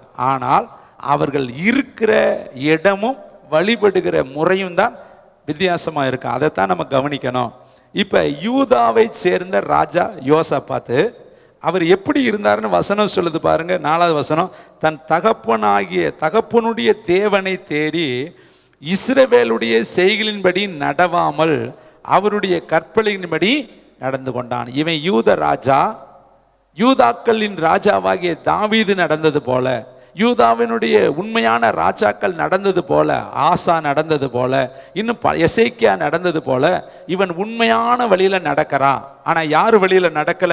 இஸ்ரவேலுடைய வழியில நடக்கல. அப்ப இவன் அந்த இஸ்ரவேலுடைய இடத்துல விக்கிரகம் இருக்கு, வேசித்தனம் இருக்கு, விபச்சாரம் இருக்கு, அசுத்தம் இருக்கு, தேவனுக்கு விருப்பம் இல்லாத காரியம் இருக்கிறதுனால அந்த வழியில் நடக்காமல் தங்களுடைய முன்னோர்களாகிய யூதாவுடைய ராஜாக்களுடைய வழியில நடந்தான். எவ்வளவு காலம் நடக்கிறான்? அடுத்து 18ஆம் அதிகாரம் 1ஆம் வசனம். இப்ப இங்கதான் நம்ம தடுமாறுறோம். 17 வசனம் கரெக்டு தான். 18ஆம் அதிகாரம் 1ஆம் வசனம். யோசபாத்து மிகுந்த ஐஸ்வர்யமும் கனமும் உண்டாயிருந்தது. அவன் ஆகாப்போடு, ஆகாப்பு யாரு? இஸ்ரவேல் ராஜா. ஆகாப்புடைய மனைவி பேர் என்னது? ஏசபெல். இந்த ஆகாப்பை நம்ம எங்க பார்க்கிறோம்? எலியா காலத்துல ஆகாப்புக்கு முன்னாடி வந்து நிற்கும் பொழுது 450 தீர்க்கதரிசிகள், பொய் தீர்க்கதரிசிகள் இருந்தாங்க, விக்கிரகங்களை வைத்திருந்தாங்கன்னு நம்ம வேதத்துல பார்க்கிறோம். அப்ப இந்த ஆகாப் என்கிறவன் விக்கிரகத்திற்கு தொடர்புள்ள இஸ்ரவேல் ராஜா. அவன் இருக்கிற காலத்துல இஸ்ரவேலை விக்கிரகத்தால் நிரப்பி வச்சிருக்கிறான். உங்களுக்குள்ள போயிருச்சு நான் நினைக்கிறேன். கொஞ்சம் கவனமா இருந்தீங்கன்னா இந்த செய்தியை உங்களை தொட்டு உங்க வாழ்க்கையில மாற்றும். அப்ப இஸ்ரவேலுடைய பிள்ளைகளும் கர்த்தருடைய பிள்ளைகள் தான். ஆனா நாலு அடைவில் போக போக போக போக சொல்லுவாங்க, பழசுப்பட்டா என்ன செய்யும்? மதிப்பு மரியாதை குறைஞ்சு போயிடும். ஆரம்பத்தில் இருந்த மதிப்பு வேற, போக போக இருக்கிற மதிப்பு வேற. புதுசுல எல்லாமே நல்லா தாங்க இருக்கும், ஆனா போக போக மாறிடும். ஆரம்பத்தில் இவங்க எல்லாம் நல்லா தான் இருந்தாங்க, ஆனா போக போக போக தேவனை தொழுது கொள்கிற விதத்துல, தேவன் மேல வச்சிருக்கிற பற்றுதல்ல குறைவுள்ளவர்களாய் போயிட்டாங்க. அதனால எபேசு சபையை பார்த்து கர்த்தர் சொன்னாரு, ஆதியில் இருந்த அன்பை விட்டாய் என்று என்பே உன் பேர்ல எனக்கு குறைவுண்டு. இப்ப நம்ம இங்க ஆதியில் இருந்த அன்புல எத்தனை பேர் நிலைச்சிருக்கிறீங்க? தேவன் மேல ஆதியில நீங்க பிறந்த நாளில், இயேசுவை ஏற்றுக்கொண்ட நாளில் எவ்வளவு ஜெபம் பண்ணீங்க, எவ்வளவு வேதம் படிச்சீங்க, எவ்வளவு தீர்மானம் பண்ணினீங்க, எப்படியெல்லாம் ஊழியம் செஞ்சீங்க, எப்படியெல்லாம் கர்த்தருக்காய் வைராக்கியம் பாராட்டினீங்க. அன்னைக்கு இருந்த உங்க வேகம், அன்னைக்கு இருந்த உங்க வாஞ்சை, அன்னைக்கு இருந்த உங்க ஓட்டம், அன்னைக்கு இருந்த உங்க அர்ப்பணிப்பு, அன்னைக்கு இருந்த உங்க விட்டு கொடுத்தல், அன்னைக்கு இருந்த உங்களுக்கு தியாகம் இன்னைக்கு எங்க போச்சு? நாளடைவில் அது எல்லாம் கொஞ்சம் கொஞ்சமா மங்கி குறைஞ்சு என்ன போச்சு? தேஞ்சு இந்த நாளில் ஏதோ வாழ்ந்துகிட்டு இருக்கிறோம் பிரதர். நாங்கள் அந்த வருஷத்தில் நாங்கள் அப்படி ஜோம் பண்ணோமா, இந்த வருஷத்தில் இப்படி ஜோம் பண்ணோம், இந்த வருஷம் எப்படி இருக்கிறேன்னா அதுதான் பிரதர் இருக்கும். வந்து வாச்சிச்சு எனக்கு ஒன்று, அதை கட்டிக்கிட்டு என்னையால் வண்டி அந்த வாய்க்கிறதுக்கு முன்னாடி நீ தானே பின்னாடி ஓடுன, அதை கட்டுறதுக்கு என்ன மாதிரி குத்துக்காலில் நின்ன, அதை கட்டுறதுக்கு என்ன மாதிரி தலையில் தான் நின்ன, அதை கட்டுறதுக்கு என்னன்னா நீ ஓட்டம் ஓடுன. ஆனால் இன்னைக்கு சொல்றது வாட்சு எனக்கு வந்து வாட்ச் இருக்குதே. யோசித்து பாரு. நம்ம இன்னைக்கு சாக்கு சொல்ல கற்றுக்கிட்டோம், அடுத்தவங்களை தூக்கி போட்டு நம்ம தப்பிச்சுக்கிறாங்க. ஜெபம் பண்ணுவதற்கு சாக்கு சொல்லாதீங்க. நீங்களும் தேவனும். உங்களை தானே கர்த்தர் அழைச்சார், உங்களை தானே கர்த்தர் அபிஷேகம் பண்ணினார், கர்த்தர் உங்களை தானே முன்குறித்தார், தனி நபராக இருக்கும் பொழுது தானே அழைச்சார். உங்களை எப்படி அழைச்சாருன்னு வசனத்தை வாசிக்கலாமா? எரேமியா 3:14. யாராவது ஒருத்தர் வாசிங்க. இந்த வசனம் அப்படியே கை வச்சுக்கிட்டு எரேமியா 3:14. எரேமியா தீர்க்கதரிசி புஸ்தகம் 3ஆம் அதிகாரம் 14ஆம் வசனம். தேங்க்யூ வண்டர்ஃபுல் த ஹோலி ஸ்பிரிட். சீர்பட்ட பிள்ளைகளே திரும்புங்கள் என்று கர்த்தர் சொல்கிறார். நான் உங்கள் கதாநாயகர், நான் தான் உங்களுடைய தேவன், நான் தான் உங்களுடைய நேசர், நான் தான் உங்களுடைய தகப்பன். இப்போ இப்படி வாசிக்கலாம். நான் பிறகரையில் வருவனோ, வேட சுந்தரில் வருவனோ, அடுத்து திருமாணிக்கனூரில் வருவனோ, அடுத்து உலகம்பட்டியில் ஒருவரும், புதூரில் ஒருவரும், திண்டுக்கல்லில் ஒருவரும். சொல்லுங்க என்ன, ஒவ்வொரு ஊர்லேருந்து வந்திருக்கிறீங்க இல்லையா? ஊரில் ஒருவனும், அடுத்து வம்சத்தில் 2 பேருமாக தெரிந்து உங்களை சீயோனுக்கு. நீங்க எல்லாம் ஊர்ல 10 பேர் 20 பேர் கிடையாது, ஊருக்கு 1. பார்த்தீங்களா? சேலை போடும் பொழுது மாடல் தான் தொங்க விட்டுருப்பாங்க, அதில் பட்ட 4 தான் இருக்கும், 3 தான் இருக்கும். என்னங்க என்ன ஒரு 4 இல்லையா? வந்ததே 4 தாங்க, இதில் எடுத்துகிட்டு போங்கம்பாங்க. ஊரில் ஒருத்தனை தாங்க ஆண்டவர் பிடிச்சிருக்காரு, 2 பேர்த்து தான் பிடிச்சி. அதனால தான் ஊர் உள்ள 4 நாளாக தான் இருக்கிறோம். எங்கேயாவது பாருங்க 4 நாளாக வச்சிருக்கிறார். அப்போ இந்த கர்த்தர் சொல்கிற வார்த்தை, உங்களை அப்படியெல்லாம் நான் பிடிச்சி கொண்டு வந்திருக்கிறேன். ஆனால் நீங்கள் இன்றைக்கி யாரோட சம்பந்தம் கலந்துருக்கிறீங்க? இப்போ இந்த இவ்வளவு 17ஆம் அதிகாரத்தில் யோசபாத் ராஜா கரெக்டு தான். தேவனை தேடினான், இஸ்ரவேல் ராஜாக்களை போல அவன் இல்லாமல் இருந்தான்.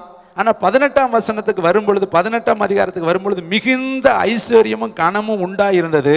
அவன் ஆகாப்போடு, இன்னைக்கு சம்பந்தம்னா என்னதுங்க? ஒருத்தரோடு ஒருத்தர் என்ன பண்ணுறது? இணைவது, அன்பு வைத்து கொள்வது, உறவு வைத்து கொள்வது, ஒட்டி போகுதல். பாருங்களே, இதை குறித்து 19ஆம் அதிகாரம் 2ஆம் வசனம், அதே 2 நாளாகவும் 19:2 வசனத்தை வாசிக்கலாமா? 19:2. அப்பொழுது ஆனானின் குமாரனாகிய யெகூ என்னும் ஞான திருஷ்டிக்காரன் புறப்பட்டு அவனை சந்தித்து ராஜாவாகிய யோசபாத்தை நோக்கி, பேனா வச்சிருக்கிறீங்களா? நல்ல பட்டையா ஒரு கோடு போடுங்க. துன்மார்க்கனுக்கு துணை நின்று கர்த்தரை பகைக்கிறவர்களை நீ சிநேகிக்கலாமா? இதன் நிமித்தம் கர்த்தருடைய கடுங்கோபம் உன்மேல் வர, துன்மார்க்கனுக்கு துணை நின்று கர்த்தரை பகைக்கிறவர்களை நீ சிநேகிக்கலாமா? அப்ப யோசபாத் யாரை சிநேகித்தான்? ஆகாப்பை சிநேகித்தான். ஆகாப்புக்கு துணை நின்னான். ஆகாப்பு சொல்றேன், வா யுத்தத்துக்கு போலாமா, வா நான் போலாம். ஓம் படை தான் என் படை, என் படை தான் ஓம் படை, ஓன் ரதம் தான் ஏ ரதம், ஏ ரதம் தான் ஓ ரதம். முன்னாடி காலத்தில் உங்க தாத்தா எங்க தாத்தாலாம் ஒரு தாத்தா, அந்த காலத்தில் உங்க பாட்டி எங்க பாட்டி ஒரு பாட்டி, நீங்களும் நானும் ஒரே, நம்ம எல்லாம் ஒன்று சேர்ந்துக்கலாம்ப்பா. இப்போ நம்ம உறவு எங்கே இருக்குது தெரியுமா? மச்சான் கூப்பிட்டேன், பெரியப்பேங்க, எங்கள் சித்தப்பேங்க சும்மா தாங்க கூப்பிட்டாங்க, நாங்கள் வேடிக்கை தாங்க பார்க்க போனோம். கர்த்தர் சொல்றாரு, அவர்களோடு உனக்கு சம்பந்தம் ஏது? யோசபாத்து தாங்க, ஆனால் அவன் யூத ராஜா இல்லையா? அவன் இஸ்ரவேலுங்கிறவன், அவன் ஆகாப்புங்கிறவன் இஸ்ரவேல் ராஜா. இவன் விக்கிரக ஆராதனைக்காரன், வேசித்தனக்காரன், விபச்சாரக்காரன். இவன் பாகாலுக்கு முக்கியத்துவம் கொடுத்துருக்கிறேன், வேசிகளுக்கு முக்கியத்துவம் கொடுத்துருக்கேன். அவனோடு உனக்கு என்ன சம்பந்தம் இருக்கு? உபாகம புஸ்தகம் 7ஆம் அதிகாரம் 2வது வசனம். வாலிப பிள்ளைகள்லாம் கொஞ்சம் படிக்கிறீங்களா? எல்லாம் கொஞ்சம் கொஞ்சம் பட்டை தீட்டுனா தான் நம்ம வாழ்க்கை தீட்டப்படும். வேதம் சொல்லுது, தலையில் கொற்றவர்கள் தான் உண்மையான பிள்ளைகள், அவங்க அந்த நேசம்தான் உண்மையான நேசம். சங்கீதம் உபாகமும் 7ல் 2வது வசனம் 3வது வசனம், பக்க நம்பர் 233. சேர்ந்து எல்லாரும் வாசிக்கலாமா? உன் தேவனாகிய கர்த்தர் அவர்களை உன்னிடத்தில் ஒப்பு கொடுக்கும் பொழுது அவர்களை முறியடித்து அவர்களை சங்காரம் பண்ண கடவாய். அவர்களோடு உடன்படிக்கை பண்ணவும் அவர்களுக்கு இறங்கவும் வேண்டாம். அவர்களோடு சம்பந்த கலவாயாக உன் குமாரத்திகளை அவர்கள் குமாரருக்கு கொடாமலும் அவர்கள் குமாரத்திகளை உன் குமாரருக்கு கொள்ளாமலும் அவர்களோடு சம்பந்தம் கலவாது இருப்பாயாக. இப்ப சம்பந்தம் புரியுதா? யாரோட சம்பந்தம் கலவக்கூடாது? உலக மனுஷனோடு. அவன் மேல இறக்க வைக்க கூடாது, அவன் மேல நீ என்ன செய்யக்கூடாது? உறவு வைக்க கூடாது. அப்ப சபை என்பது உலகத்தோடு ஒட்டி போகுதல் அல்ல, ஒத்து போகுதல் அல்ல, அவர்களோடு இசைந்து கொள்ளுதல் அல்ல. அதனாலதான் கர்த்தர் சொல்றாரு, நீதிக்கும் அநீதிக்கும் சம்பந்தம் ஏது? அங்கு நடக்கிறதெல்லாம் அநீதி, அங்கே நடக்கிறதெல்லாம் அசுத்தங்கள், அங்கே நடக்கிறதெல்லாம் பாவ காரியங்கள். அவர்களோடு கூட நீ என்ன செய்யக்கூடாது? சம்பந்தம் வைக்கக்கூடாது. அப்போ நீ யாரோட சம்பந்தம் வச்சிருக்கிறீங்கிறது இன்னைக்கு நமக்கு தெரியணும். பேதுரு யாரோட போய் சம்பந்தம் வச்சான் தெரியுமா? குளிர் காஞ்சானான். அவன் ஐக்கியம், அவன் ஃபெல்லோஷிப் எங்கே இருக்குது தெரியுமா?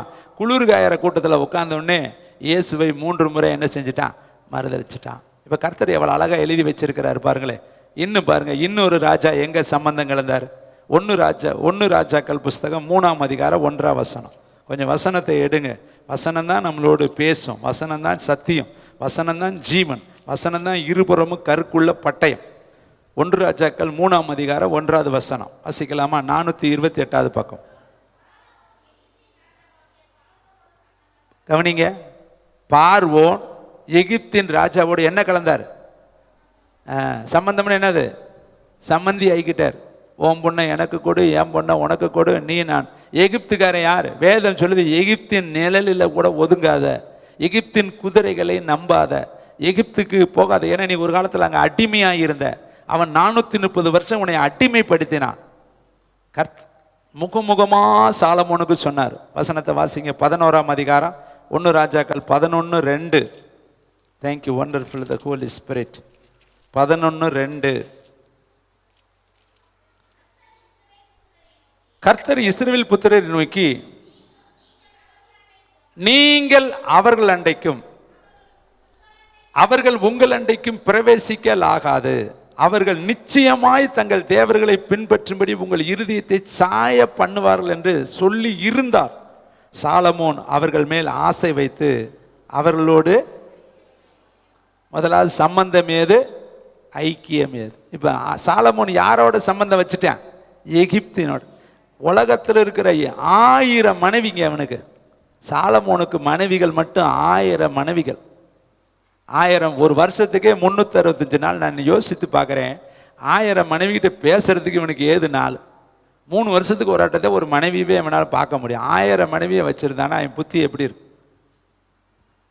இது ஒருத்தர் சிரிக்கிறார். யோசித்து பாருங்களேன், 1000 எண்ணி பார்த்தாலே பேர் எப்படி வச்சிருக்கிறது? 1000 பேரை நீ மனசில் வச்சிருப்பியா? ஒருவேளை பழைய ஏற்பாட்டு காலமாக இருந்தால் இன்னைக்கு நம்ம ஆளுகளையும் பிடிக்க முடியாது, எல்லாம் வித்தியாசமாக இருந்தால் இருப்பாங்க. உங்கள் நிலைமையும் பரிதாபத்துக்குரிய தான் இருக்கு. அதனால தான் புதிய ஏற்பாட்டு காலத்தில் வந்து மோசே உங்களுக்கு இப்படி சொன்னால் நான் உங்களுக்கு இப்படி.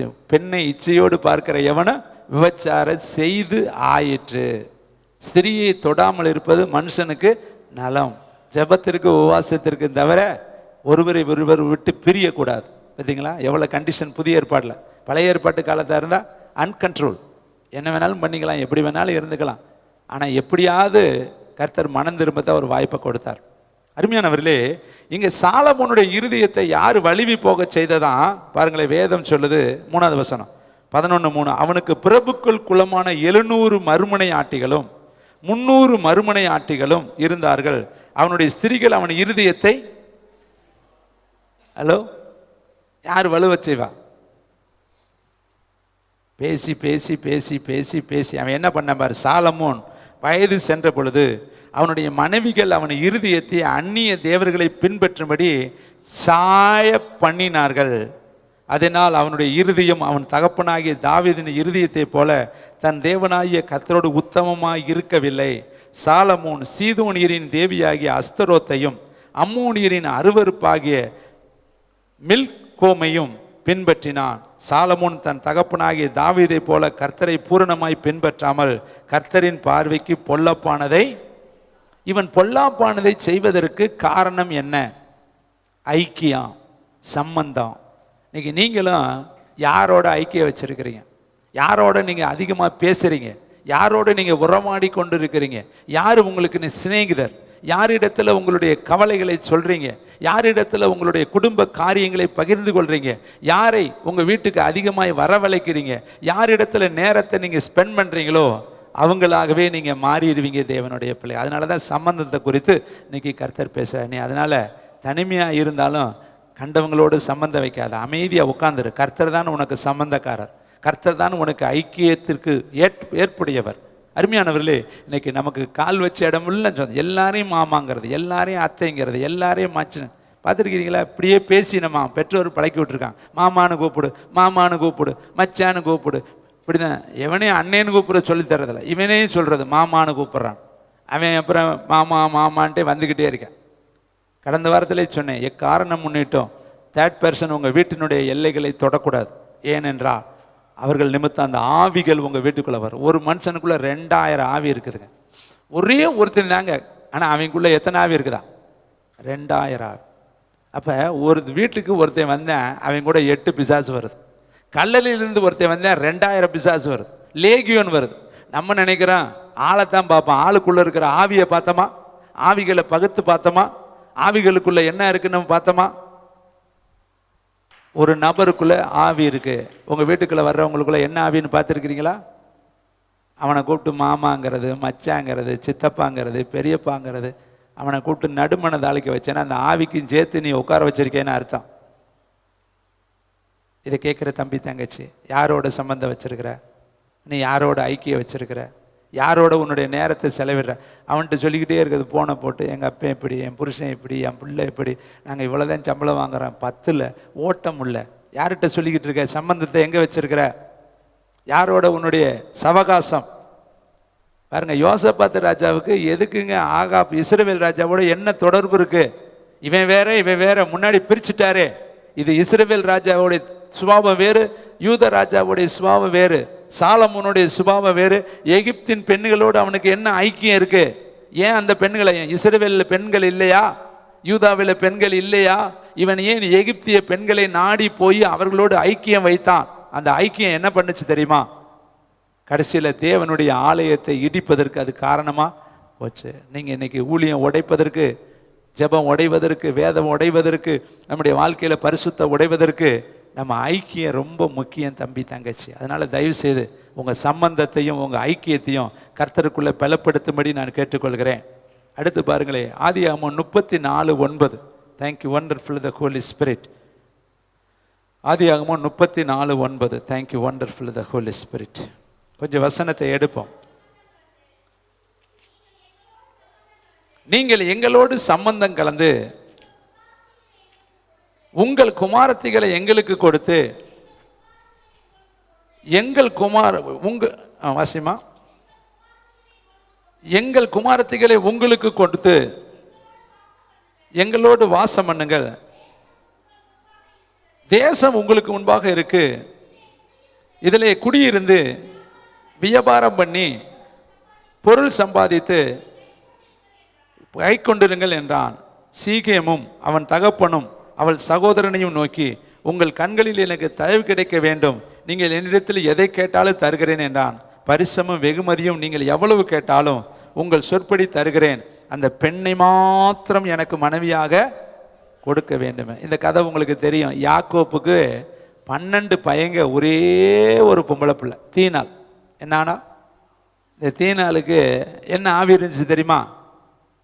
எக்ஸ்கர்ஷனின் ஆவி, ஊர் சுத்துற ஆவி. இங்கே இருக்கிறதெல்லாம் விட்டுவிட்டு என்னத்தை பார்த்துட்டு வர போகிறாளா தெரியல, அங்கே போய் என்னத்தை பார்த்தான்னு எனக்கு தெரியல. இங்கே 12 பையன் இருக்கிறேன், 12 வேலையாட்கள், எவ்வளவு கூட்டம் இருக்குது. யாக்கோப்புக்கு மந்தை எவ்வளோ பெரிய மந்தை. இங்கே இல்லாத எண்ணத்தை பார்க்குறான். நம்மளும் அப்படி தாங்க, இங்கிட்ட இல்லாத எதையை போய் வெளியில் பார்க்க போகிறோம்னு எனக்கு தெரியல. நம்ம வெளியில் போகிறதுல நமக்கு மனசு அப்படியே லைத்து போயிடுது. அங்கே பார்க்கணும், இங்கே பார்க்கணும். கொஞ்சம் பொருளாதாரம் வந்துட்டா, கொஞ்சம் பணங்காசு வந்துட்டா உடனே என்ன சொல்ற? நானே பேசுனா தப்பா போயிடுறேன், நீங்களும் சொல்லுங்க உங்க பக்கத்துல இருந்து.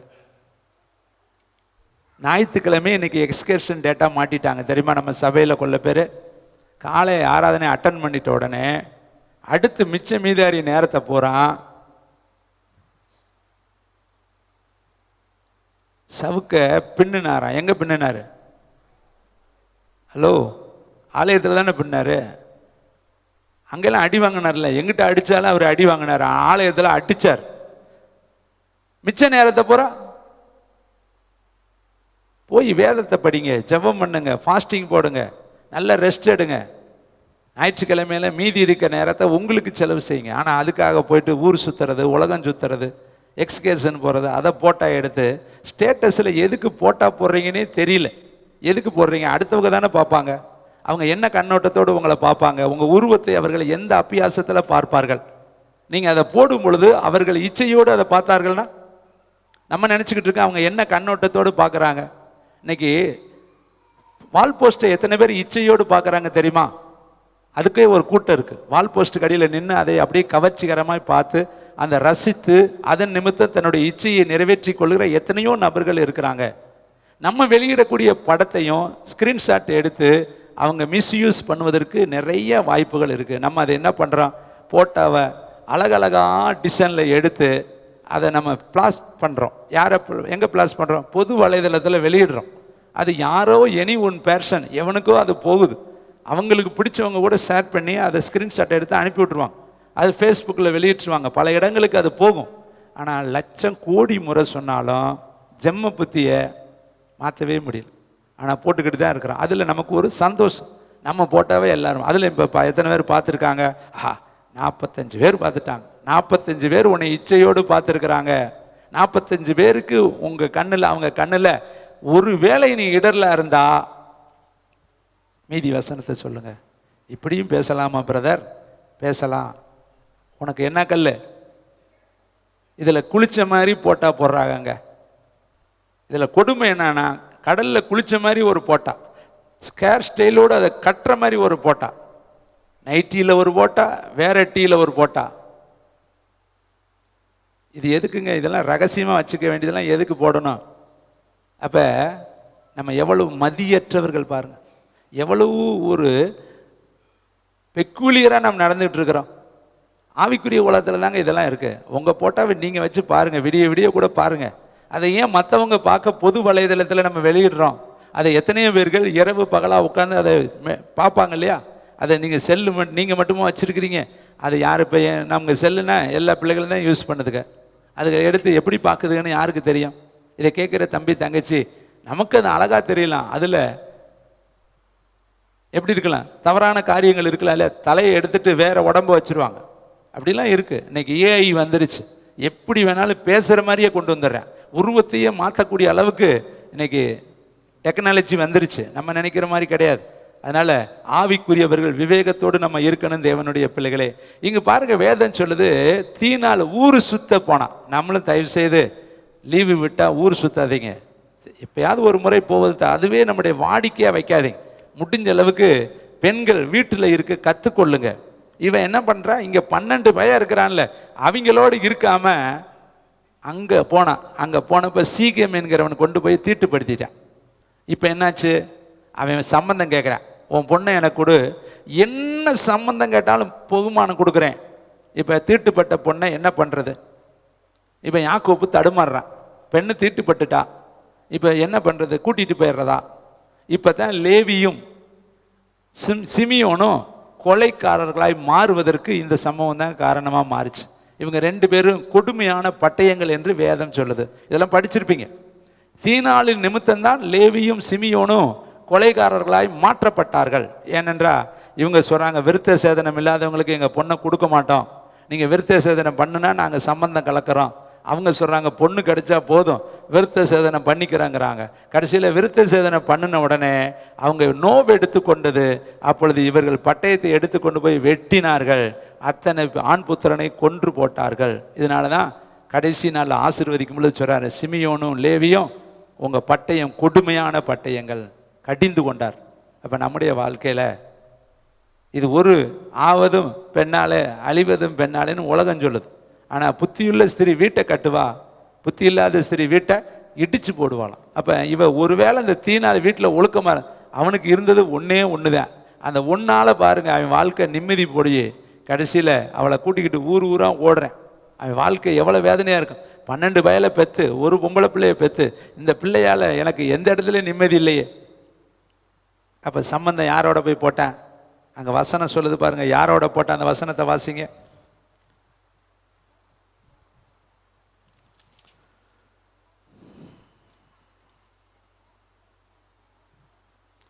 ரெண்டாவது வசனம் 34:2. அவளை ஏவியனான எமோரியனின் குமாரனும் அத்தேசத்தின் பிரபுமாகிய சீகேம் என்பவன் கண்டு அவளை கொண்டு போய், அவள் என்ன செய்ய புறப்பட்ட?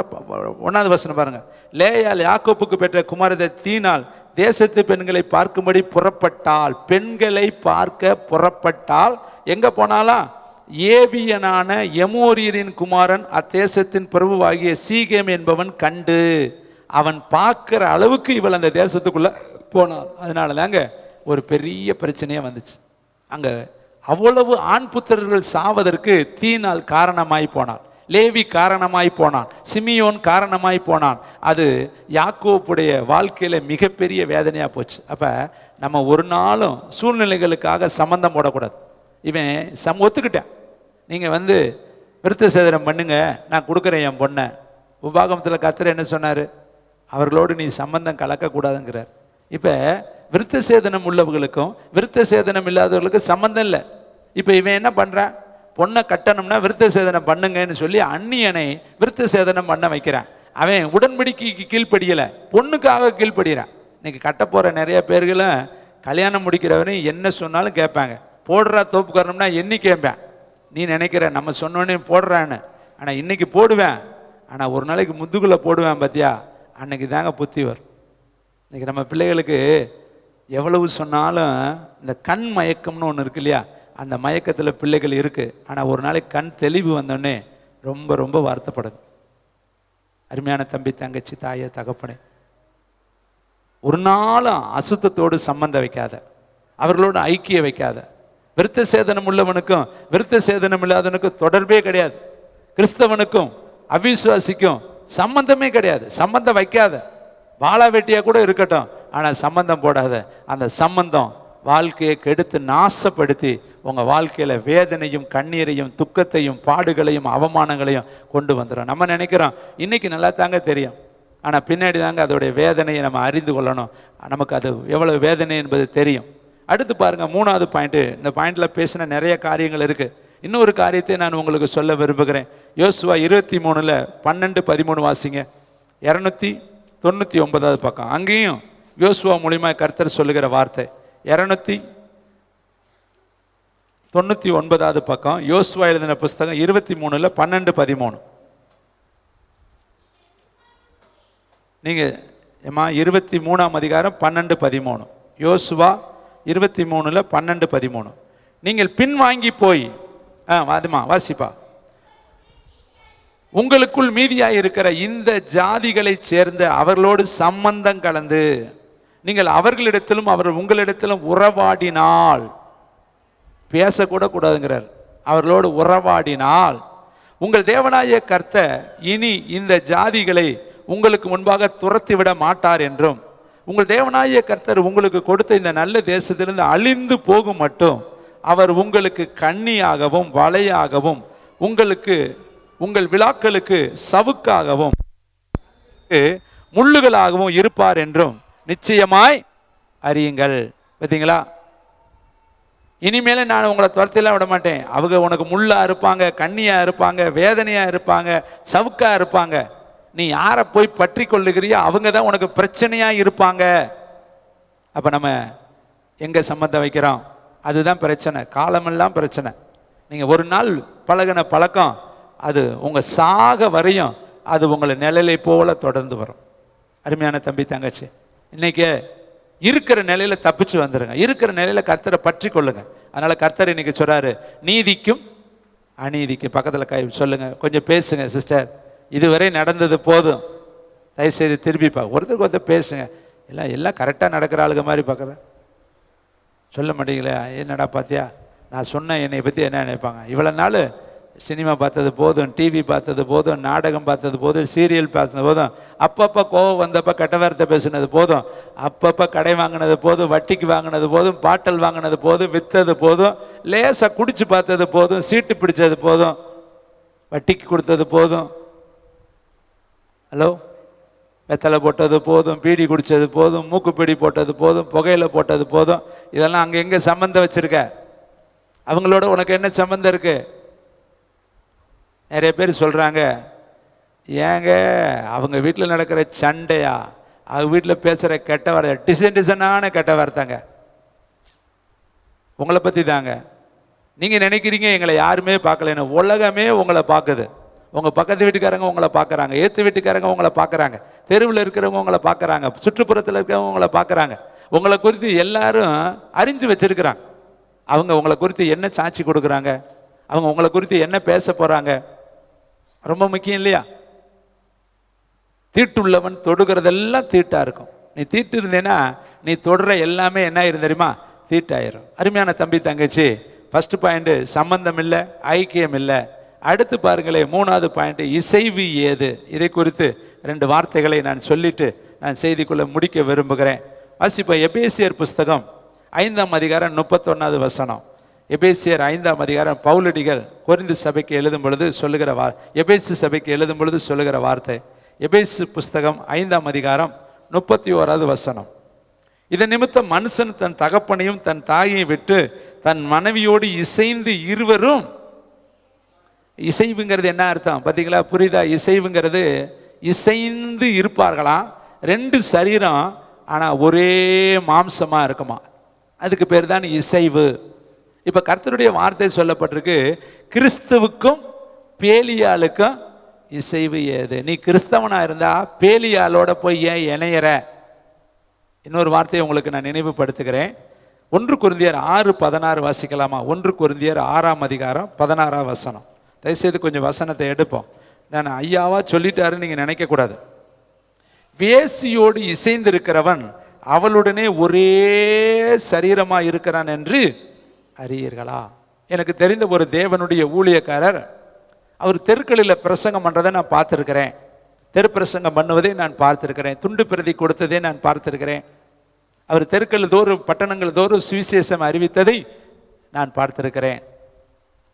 ஒரு நாள் நான் ஒரு ஆலயத்தில் பிரசங்கம் பண்ணி கொண்டிருக்கும் பொழுது திடீரென்று இடையிலே அவர் வந்தார். வந்து பிரசங்கிக்கிற வேலையில் அவர் கேட்டார், ஐயா எனக்கு ஒரு ஜெபம் பண்ணுங்கய்யா அப்படின்னாரு. நான் அவர் ஊழியக்காரராச்சே, இப்போ வந்து இடையில செய்தி கொடுக்குறப்ப கேட்குறாரு. சரி, என்ன ஒரு சூழ்நிலையில் வந்திருப்பார், ஏதோ ஒரு பிரச்சனை போல இருக்கிறான்ட்டு செய்தியை நிறுத்திட்டு அப்படியே அவர் கீழே நிற்கிறாரு. நான் ஆல்டரில் நின்று ஒரு ஜெபம் பண்ணேன். ஐயா என்ன காரியத்துக்காக வந்திருக்கிறாரோ ஆசீர்வதிங்க, அவர் என்ன அவசரமாக வந்திருக்கிறாரு, என்ன பிரச்சனை எனக்கு தெரியல, அந்த காரியத்தை ஆசீர்வதிங்கன்னு ஆசீர்வதித்து ப்ளஸ் பண்ணி அனுப்பிட்டேன். போயிட்டார். செய்தி முடிய வரையும் அவர் இல்லை, வந்தது இடையிலே போயிட்டார். நான் பார்த்தது அவரை ஊழியக்காரர் தோரணையில் பார்த்துருக்கிறேன். சில ஆண்டுகள் ஆனது. திண்டுக்கல்லில் ஒரு பெரிய 5 ஸ்டார் ஹோட்டலில் அவர் வெளியில் வாட்ச்மேனாய் நின்று கொண்டிருந்தார். வாட்ச்மேன் உடையை போட்டு கையில் தடியை வைத்து கொண்டு அவர் அந்த ஹோட்டல் வாசலில் வர்றவங்க போகிறவங்களெல்லாம் விஷ் பண்ணி அவங்கள உள்ளே அனுப்புவது வெளியே அனுப்புவதுமா நின்னார். பார்த்த உடனே என் இருதயம் கலங்கி போனது, தடுமாறி போயிட்டேன். ஏடா இவர் நம்ம பார்க்கும் பொழுது ஊழியம் செஞ்சாரே, நம்ம பார்க்கும் பொழுது அங்கே இருந்தாரே இங்கே இருந்தாரே, ஒரு நாள் நம்மகிட்ட வந்தாரே, இப்போ இங்கே நிற்கிறாரே, இவரா இல்லை இவங்க அண்ணனா இவங்க தம்பியா? நல்லா பார்த்தா நின்று நான் பார்க்குறேன் அவரே தான். அதை என்னால் ஏற்றுக்கொள்ள முடியல, ஜீரணிக்க முடியல, அது நம்ப முடியல. அப்புறம் வந்து விசாரித்து, அப்படி ஒருத்தர் வந்தாரே அவர் என்ன ஆச்சுன்னு விசாரிக்கும் பொழுது அவர் பின்மாற்றமாய் போயிட்டாரு. உலக மனுஷியை திருமணம் முடித்து உலகத்தில் இருக்கிற ஒரு பெண்ணோடு அவர் ஐக்கியம் வைத்து அந்த பெண்ணுடைய மார்க்கத்தில் அவர் போய் இப்பொழுது ஊழியத்தெல்லாம் விட்டுட்டு அவங்க வழியில் போய் இப்போ வாட்ச்மேனாக இருக்கிறாருன்னு அவங்களே எனக்கு ரிப்போர்ட் கொடுத்தாங்க. ஆனால் அதை என்னால் ஏற்றுக்கொள்ள முடியல. நான் எனக்கு தெரிந்த ஒரு ஊழியக்காரரை கூட்டிகிட்டு அவரை சந்திக்க அதே இடத்துக்கு போனேன். அந்த இடத்துல அவர் டியூட்டி முடிஞ்சு வர இவ்வளோ நேரம் ஆகும்னாரு. அவர் டியூட்டி முடிகிற வரையும் நாங்கள் காத்திருந்தோம். டியூட்டி முடிஞ்சு வந்தார். கூட்டிகிட்டு ஒரு காட்டுக்குள்ளே போனோம். அவரிடத்துல பேசணும். ஏன் என்னாச்சு, ஏன் ஊழியத்தை விட்டுட்டீங்க, ஏன் ஜெபத்தை நிறுத்திட்டீங்க, ஏன் வேத வாசிப்பை விட்டுட்டீங்க, என்ன ஆச்சு? அவர் பல காரணங்களை சொன்னார். ஏற்றுக்கொள்ளக்கூடிய காரணம் அல்ல, ஏற்றுக்கொள்ள முடியாத காரணங்களை சொன்னார். சரி என்னமோ இருக்கட்டும், ஒரு ஜெபமாவது பண்ணுறோம்னு ஜெபம் பண்ணணும். நல்லா கவனிங்க, ஜெபம் பண்ணும் பொழுது அவர் ஜெபமே பண்ண முடியலை, பேசாமல் இருக்கிறார். நான் ஜெபம் பண்ணுறேன், கூட இருக்கிற ஊழியக்காரர் ஜெபம் பண்ணுறாரு, ஆனால் அவர் ஜெபமே பண்ண மாட்டேங்கிறார். அப்போ உங்கள்கிட்ட நான் சொல்கிற மாதிரியே நீங்களும் சொல்லுங்கள், வாயை தரங்க, ஏசுன்னு சொல்லுங்கள், ஏசுன்னு சொல்லுங்கிறேன். ஆனால் அவர் சொல்ல மாட்டேங்கிறார். ஜெபத்தை நிறுத்திட்டு அவரை கேட்டேன், ஏன் ஏசுன்னு கூட சொல்ல முடியலையா? அப்போ தான் அவர் சொன்னார், சொல்ல முடியல, அந்த வார்த்தையை என்னால் சொல்ல முடியலை, என் குரலையை பிடிக்கிறாங்க, அந்த வார்த்தையை சொல்ல நினைக்கிறேன், ஆனால் அந்த வார்த்தை என் வாயை சொல்ல விடாதபடி என்னை குரவலையில் நெருக்கிறாங்க. யாருமே இல்லை, நான் தான் இருக்கிறேன், அந்த ஊழியக்காரர் இருக்கிறாரு, அவர் தான் இருக்கிறாரு.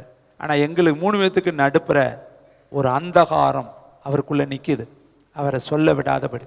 காரணம், அவர் தேர்ந்தெடுத்த வாழ்க்கை பார்ட்னர், வாழ்க்கை துணை, உலக மனுஷி, விக்கிரகத்தில் முக்கியமான ஒரு லீடரை, விக்கிரகத்துக்கு பின்னாடி இருக்கக்கூடிய ஒரு நபரை தன்னுடைய வாழ்க்கை பார்ட்னராக அவங்க தெரிந்து கொண்டதுனால அந்த ஆவி இவரை என்ன பண்ணிடுச்சு தெரியுமா? செயல்பட விடாமல் வச்சிருச்சு. அவர் சொல்றாரு, எல்லா வார்த்தையும் என்னால் சொல்ல முடியுது, ஆனால் அந்த இயேசு அப்படிங்கிற நீங்கள் சொல்கிற அந்த வார்த்தையை என்னால் சொல்ல முடியுது. காரணம், சம்பந்தம், ஐக்கியம், இசைவு. அந்த அம்மாவோட வாழ்ந்து, அந்த அம்மாவோட பழகி, அந்த அம்மாவோட இருந்து, அந்த அம்மா ஆவி இவரை அப்படியே கேட்ச் பண்ணி இயேசு என்கிற நறுமணத்தை அவரை விட்டு எடுத்துருச்சு.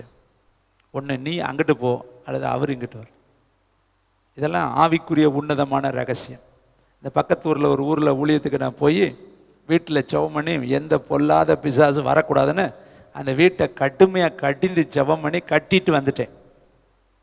2 நாள் கழிச்சு அந்த வீட்டுக்காரம்மா எங்கள் வீட்டுக்காரம்மாட்ட வந்து சொன்னிச்சான், உங்கள் வீட்டுக்காரரை எங்கள் வீட்டுக்கு வர வேண்டான்னு சொல்லு. அவர் வந்து எங்கள் வீட்டில் ஜெபம் பண்ணி எங்கள் வீட்டுக்குள்ளே வந்து போகக்கூடிய ஒன்றை நிறுத்தி விட்டார். அது வரமாட்டேங்குது. இப்போ வெளியே நின்றுட்டே கூப்பிடுதான், நீ வெளியே வா, நான் வர முடியாது. அவன் வந்து என்னை கட்டி வச்சு விட்டேன், நான் உள்ளே வர முடியாது, நீ வெளியே வா, நான் உன் கூட பேசணும். 12 மணி ஆனால் அந்த உருவம் வெளியே நின்று கூப்பிடுதான். நான் ஒரு வார்த்தை கூட சொல்லலை. பின்னாடி அம்மா இருக்காங்க, கேட்டுப்பார். அவங்க சொன்னாங்க, இனிமேல் தயவுசெய்து போகாதீங்க. அந்த அம்மா என்கிட்ட வந்து வர வேண்டான்னு சொல்லிட்டு போயிட்டாங்க. ஆவிகள் இதெல்லாம் இருக்குது. வெளிச்சம்னு ஒன்று இருந்தால் இருளுன்னு ஒன்று இருக்குது. அப்போ நீ யாரோட உறவு வச்சிருக்க? யாரோட நீ வாழ்ந்து கொண்டு இருக்கிற? இசைந்து யாரோட இருக்கிற? கர்த்தரோடு இசைந்து இருந்தேன்னா கர்த்தருடைய நறுமணம் உனக்குள்ள வீசும். வசனத்தோடு இசைந்து இருந்தால் வசனம் உனக்குள்ள வீசும். ஜபத்தோடு இசைந்திருந்தால் ஜபத்தினுடைய வாசனை உனக்குள்ள வீசும். பரலோகத்தோடு நீ வாசம் பண்ணினால் பரலோகத்தினுடைய நினைவு உனக்குள்ள இசைந்திருக்கும். பேலியாலோடு இசைந்திருந்தால், வேசிகளோடு இசைந்திருந்தால், உலகத்தோடு இசைந்திருந்தால், உலகத்தினுடைய வார்த்தைகளோடு இசைந்திருந்தால், அதுதான் உனக்குள்ள இருக்கும் தம்பி, தங்கச்சி, தாயே, தகப்பனே. இங்கே வேதம் சொல்லுது பாருங்க, மனைவியோடு இசைந்திருந்தால் ஒரே சரீரம், ஆனால் வேசியோடு இசைந்திருந்தால் ஒரே சரீரம். அப்போ யாரோடு இசைந்திருக்கிற? அருமையான தம்பி, தங்கச்சி, வேதத்தில் நிறைய பகுதிகளை நான் பேச நேரம் முள்ளு எனக்கு விரோதமாக ஓடிக்கிட்டே இருக்கு.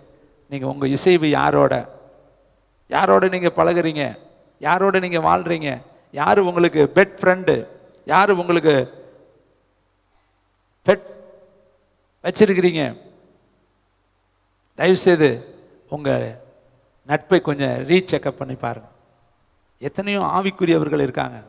ஒரு தேவனுடைய ஊழியக்காரருடைய ரட்சிப்பை நான் கேட்கும் பொழுது பிரமித்து போனேன். அவர் பிராமண குலத்தில் பிறந்தவர், பரலோகத்துக்கு போயிட்டார், நல்ல ஓட்டத்தை ஓடினார். அந்த தேவ மனுஷன் சொல்லக்கூடிய ஒரு செய்தி, அவருடைய சிநேகிதர்கள் 2 பேர் கூப்பிட்டாங்களாம் பசுமலை மதுரையில். நாங்கள் ஜெபிக்க போகிறோம், நீ வர்றியானா? அப்போ அவர் சொன்னார், அப்படின்னா எனக்கு என்னன்னு தெரியாதேனார். சும்மா நீ வா, நாங்கள் ஜெபிக்கிறத பாரு, ஆண்டவரோடு பேச போகிறோம். அப்படி பேசலாமா? நாங்களாம் வேறு மாதிரியில் பேசுவோம். சரி, நாங்கள் பேசுகிறத நீ வந்து பார்வேன்னு கூட்டிகிட்டு ஒரு மலைக்காட்டுக்குள்ளே போய், பசுமலை மதுரையில் ஒரு மலை அடிவாரத்தில் போய் அவங்க முழங்கால் போட்டு ஜெபித்த ஆரம்பித்தாங்க. இந்த புதுசாக போன பிராமண குலத்திலேருந்து வந்தவர் ஆச்சரியமாக பார்த்தார். நம்மளாம் தொழுது கொள்கிற முறைகள் வேறுபட்டது. இவங்க என்னடா அதிகாரத்தோடு இயேசுவேங்கிறாங்க, விரட்டுறாங்க, உருட்டுறாங்க, அவரை தொதிக்கிறேங்கிறாங்க, என்னென்னமோ சொல்கிறாங்களே, நமக்கு ஒன்றும் புரியலையே. பேசாமல் உட்காந்துருந்தாராம். ஜெபம் பண்ணிக்கிட்டு இருக்க ஒரு தெய்வீக பிரசனம் அங்கே இறங்கினது. அதில் நடுப்புற ஒரு சத்தம் கேட்டுச்சான், என் கிருபை உனக்கு போதும். கைத்தட்டி கர்த்தருக்கு நன்றி சொல்லுவோம். என் கிருபை உனக்கு. அந்த வார்த்தைக்கு அர்த்தம் தெரியல. அந்த வார்த்தைன்னா என்னன்னு அவருக்கு தெரியல. எல்லாம் ஜெபத்தை முடிச்சு எழுந்திருச்சாங்க. அவங்கள கேட்டாராம், என்னங்க என் கிருபை உனக்கு போதும்னு ஒரு சத்தம் கேட்டுச்சு. நான் கேட்டேன், நீங்கள் கேட்டீங்களா? அவங்க சொன்னாங்களா, நாங்களாம் கேட்கலையே. எங்கப்பா கேட்டுச்சு? இங்கே தான் கேட்டுச்சு. நீங்கள் ஜெபிக்கும் பொழுது ஒரு சத்தம் வந்துச்சு, என் கிருபை உனக்கு. அவங்க சொன்னாங்களாம், இவ்வளவு ஜெபிக்கிற எங்களுக்கு சத்தம் கேட்கல, ஜெபிக்கவே தெரியாத உனக்கு சத்தம் கேட்டுச்சான்னு. ஆனால் ஜெபிச்சுக்கிட்டே இருக்கிறவங்க ஜெபிக்கிறவங்களா தான் இருந்தாங்க, ஊழியக்காரங்களாக மாறல. ஆனால் சும்மா உட்காந்துருந்தவர் உலக புகழ் பெற்ற ஊழியக்காரராக மாறிட்டார். பார்த்தீங்களா கர்த்தர் எப்படி மாற்றிட்டாருன்னா? அப்போ இந்த உறவுக்கு அவங்க இசைந்து போனார் இல்லையா, அவங்களோட சேர்ந்து போனதுனால தேவன் அவரை தெரிந்து கொண்டு ஊழியக்காரராக மாற்றிட்டார். குலம் எங்கேயோ பிறந்திருக்கலாம், எங்கேயோ வளர்ந்துருக்கலாம், ஆனால் அவருக்கு ஆவிக்குரிய நட்பு எங்கே இருந்துச்சு தெரியுமா? பரிசுத்தவான்களோடு இருந்துச்சு. தம்பி, தங்கச்சி, இன்னைக்கு நீ யாரோடு இசைந்து இருக்கிற? இயேசுவோடு இசைந்து இருக்கிறியா? அவருடைய சுவாபம் உனக்குள்ள வரும். கிறிஸ்துவனுடைய நற்கந்தகமாய் நம்ம ஜுவாலிக்கணும். கிறிஸ்துவனுடைய வாசனையை நம்ம பிரதிபலிக்கணும். கிறிஸ்துவனுடைய எண்ணம் நமக்குள்ள வரணும். அதனால தான் பவுல் சொல்றாரு, கிறிஸ்து இயேசுவில் இருக்கிற சிந்தை உங்களிலும் இருக்க கடவுது. பார்த்தீங்களா, நமக்குள்ள இயேசு தான் நமக்கு சிந்தையா வரணும், நினைவா வரணும், உணர்வா வரணும், ஆவியா வரணும், ஆத்மாவா வரணும். கடைசி பாயிண்ட் 2 நாளாகமம் புஸ்தகத்தில் 10ஆம் அதிகாரம் 16ஆம் வசனத்தை வாசிக்கலாமா? தேங்க்யூ வண்டர்ஃபுல் த ஹோலி ஸ்பிரிட். கடைசி பாயிண்ட்டுக்கு வந்துடுறேன். 2 நாளாகமம் புஸ்தகம் 10ஆம் அதிகாரம் 16ஆம் வசனம். தேங்க்யூ வண்டர்ஃபுல் த ஹோலி ஸ்பிரிட். பக்க நம்பர் 554 வாசிக்கலாமா எல்லாரும்? 10ஆம் அதிகாரம் 16ஆவது வசனம். ராஜா தங்களுக்கு செவி கொடாததை இஸ்ரவேலில் எல்லாரும் கண்ட பொழுது ஜனங்கள் ராஜாவுக்கு மறு உத்தரவாக, தாவீதோடு எங்களுக்கு பங்கு, ஈசாயின் குமாரனிடத்தில் எங்களுக்கு சுதந்திரம் இல்லை, இஸ்ரவேலே உன் கூடாரங்களுக்கு போய்விடு, இப்பொழுது தாவீதே உன் சொந்த வீட்டை பார்த்துக்கொள் என்று சொல்லி இஸ்ரவேல் எல்லாரும் தங்கள் கூடாரங்களுக்கு, ரெகோபெயாமை குறித்து இந்த இடத்துல சொல்லப்பட்டிருக்கு. ரெகோபெயாம் சிறுவர்களுடைய ஆலோசனையை கேட்டு முதியவர்களுடைய ஆலோசனையை தள்ளினான் சாலமோனுடைய மகன்.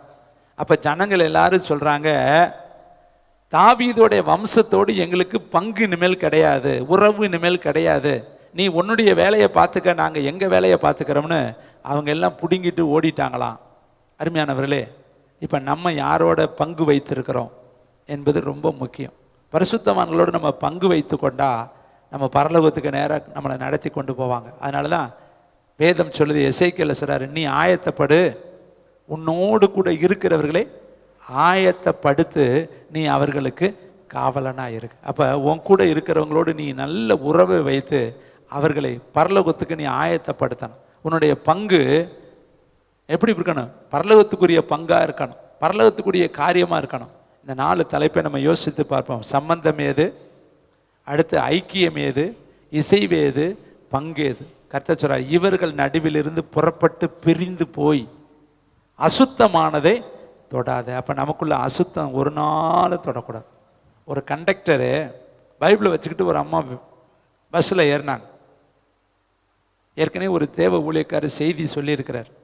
அந்த கண்டக்டர் என்ன பண்ணார், வேடிக்கைக்காக ₹1 அந்த சில்லறையை சேர்த்து கொடுத்துட்டார். 1 ரூபாய்.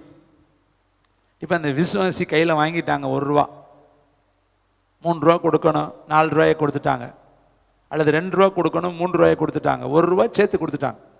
இப்போ அந்த விசுவாசிக்குள்ளே 2 சத்தம் கேட்குது. ஒன்று, நானா கேட்டேன், அவராக தானே கொடுத்தாரு, வச்சுக்கலாம் அப்படின்னு ஒரு சவுண்டு உள்ளே கேட்குது.